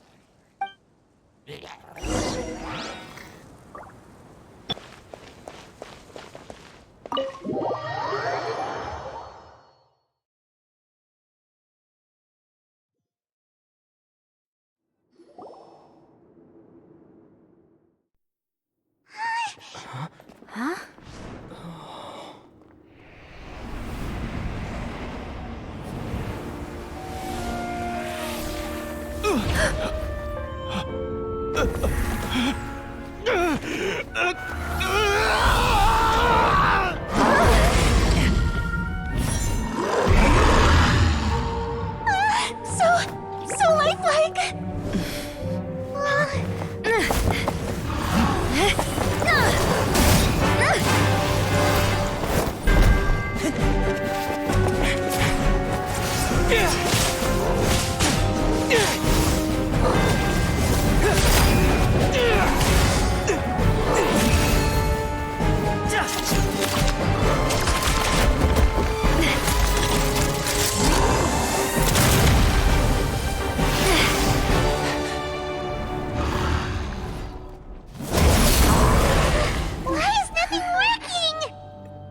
This foe is not invincible. You hold the treasure. The power to defeat it in your own 2 hands. The treasure? You mean... The names! It's the Marechaussee Hunters' names! How are we supposed to... You forget, Paimon? There's still one skill we saved until the very end. Hunters fight not for fame, but to aid the people whenever they are summoned. Walter the Marechaussee Hunter, master of 1,000 tricks, executioner of the Phantom Hunters, I call for aid! Est, the Marechaussee Hunter, inheritor of Cassiodor's will, judge of the Shadow Hunters. Answer my call!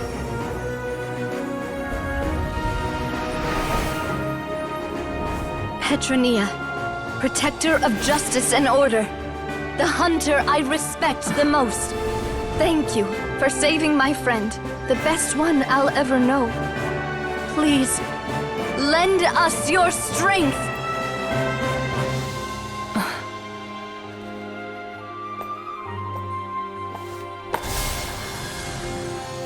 We have come to answer your summons.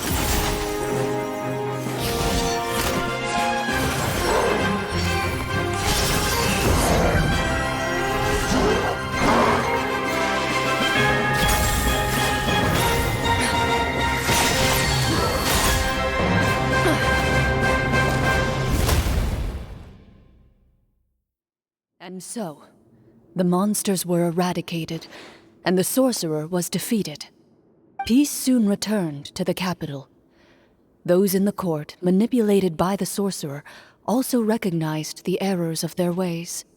Some remembered the names of the heroes who saved their kingdom, but others simply continued their lives none the wiser. Such is the story of the Marechaussee Hunters.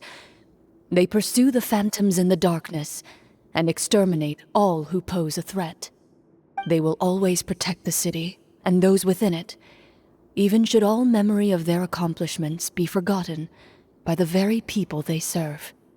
I'm assuming we've finally reached the end of the script. Yes, you've reached one of the better endings. It's a pretty solid story overall. I thought it was just an ordinary adventure at first, but the further we got into it, the more impressed I became with the production and the plot. That final battle especially. All the effects were super realistic. Oh, right. Yeah, totally. That's a really good point. I never expected the weapons we picked up from that vault would have that kind of effect. Yeah, mine nearly scared the daylights out of me when it started glowing. I took a good look at it after we got out, but I don't think it ever lit up again. Oh, we should probably give these props back, right? I'll just leave mine here. Did you have a good time? Of course. Let me know if another script like this comes around. Sure, no problem. Then I'll head back for now. I think I need some time to fully digest everything that just happened. Once Mr. Florian is awake, please pass on my regards to him. He must be extremely exhausted to have passed out cold like that. You're right. He's had a lot to deal with. Well, see you all some other time. Toodaloo!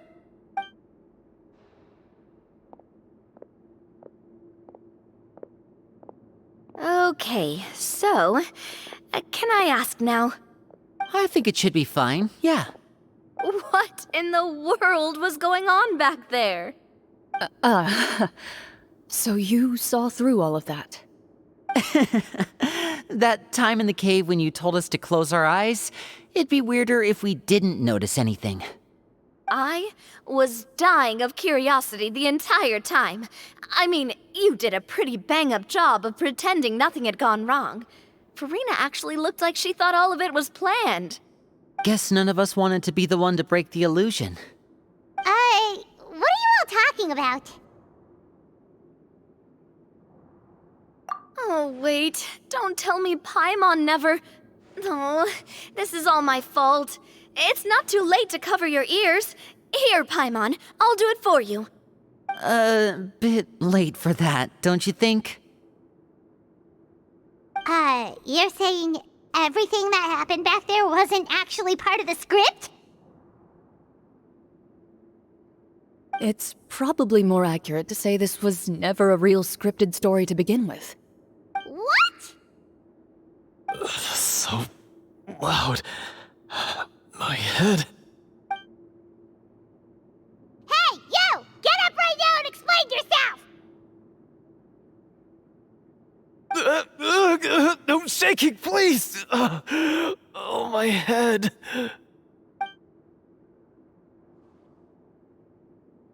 Did Paimon just hear that right? You guys made up that whole last part on the spot? It's not nice to lie to people, but Paimon's gotta admit, that was a really good story, Florian. Oh, and nice improvisation, Florian! Yeah, it was like watching a magician improvise a spectacular magic trick after forgetting an important prop. If Paimon knew something was wrong with that vault, she would have floated straight in the opposite direction. Everything was under control. As if you've ever described a situation as being out of control.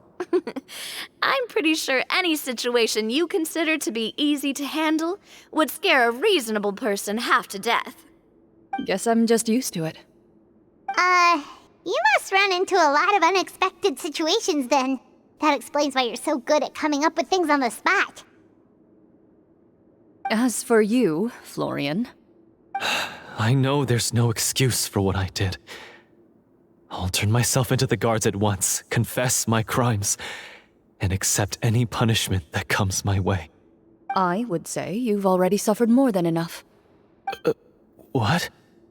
You may have been blinded by fame and fortune in the beginning, but your actions during the final battle had proven you to be a true Marechaussee hunter. You'll be far more used to the city above ground than below. Your job as a hunter is more important. But... Of course, you'll still need to take the keys and pay a personal visit to the 2 hunters you wronged. Prepare to accept any terms they give you as well. Yes, of course. As far as I'm concerned, though, your showing in the duel was enough to prove your honor. Then I'll do exactly as you said. I'll go return those 2 keys right now. Thank you so much, everyone. I'll do my best to prove myself worthy of the second chance you've given me. I swear this on my name and honor as a Marechaussee hunter. Until we meet again, everyone.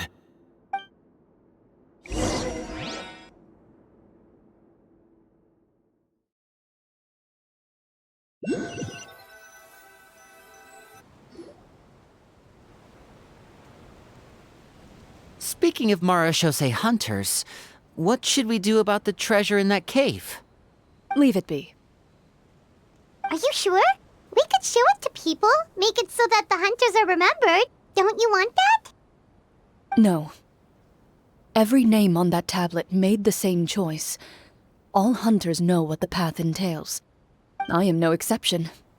My identity as a Marechaussee hunter is not something I need people to remember. I wish only to be recognized as a champion duelist.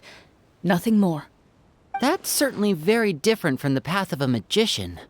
Still, I admire your decision. Wait! Paimon just remembered something.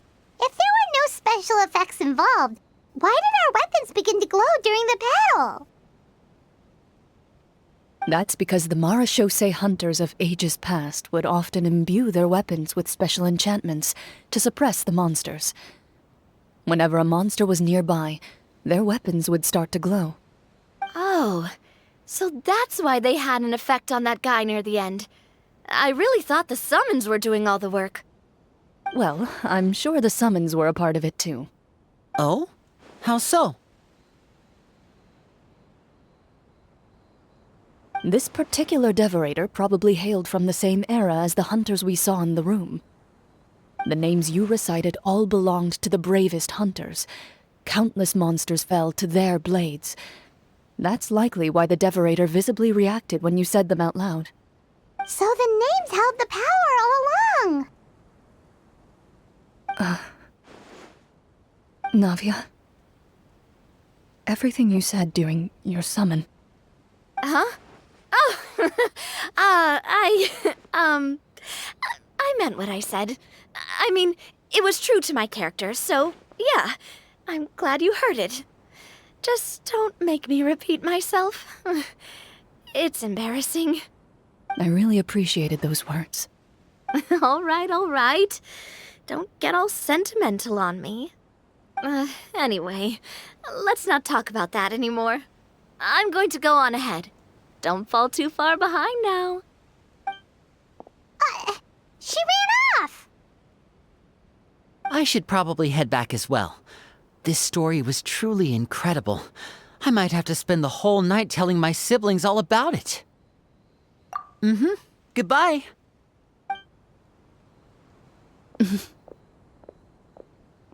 Traveler, should your name and deeds be forgotten, what do you think the significance of your journey will be? I suppose the significance would be the journey itself and the world we helped create. There's still value in the time I shared with everyone here, in the things we were able to accomplish, even if no one remembers them. A great answer. I'll remember it. Me? The marechaussee hunter says nothing in response to that question. Perhaps her answer lies in her silence. An unspoken vow left to echo through the night. The path she walks needs no explanation.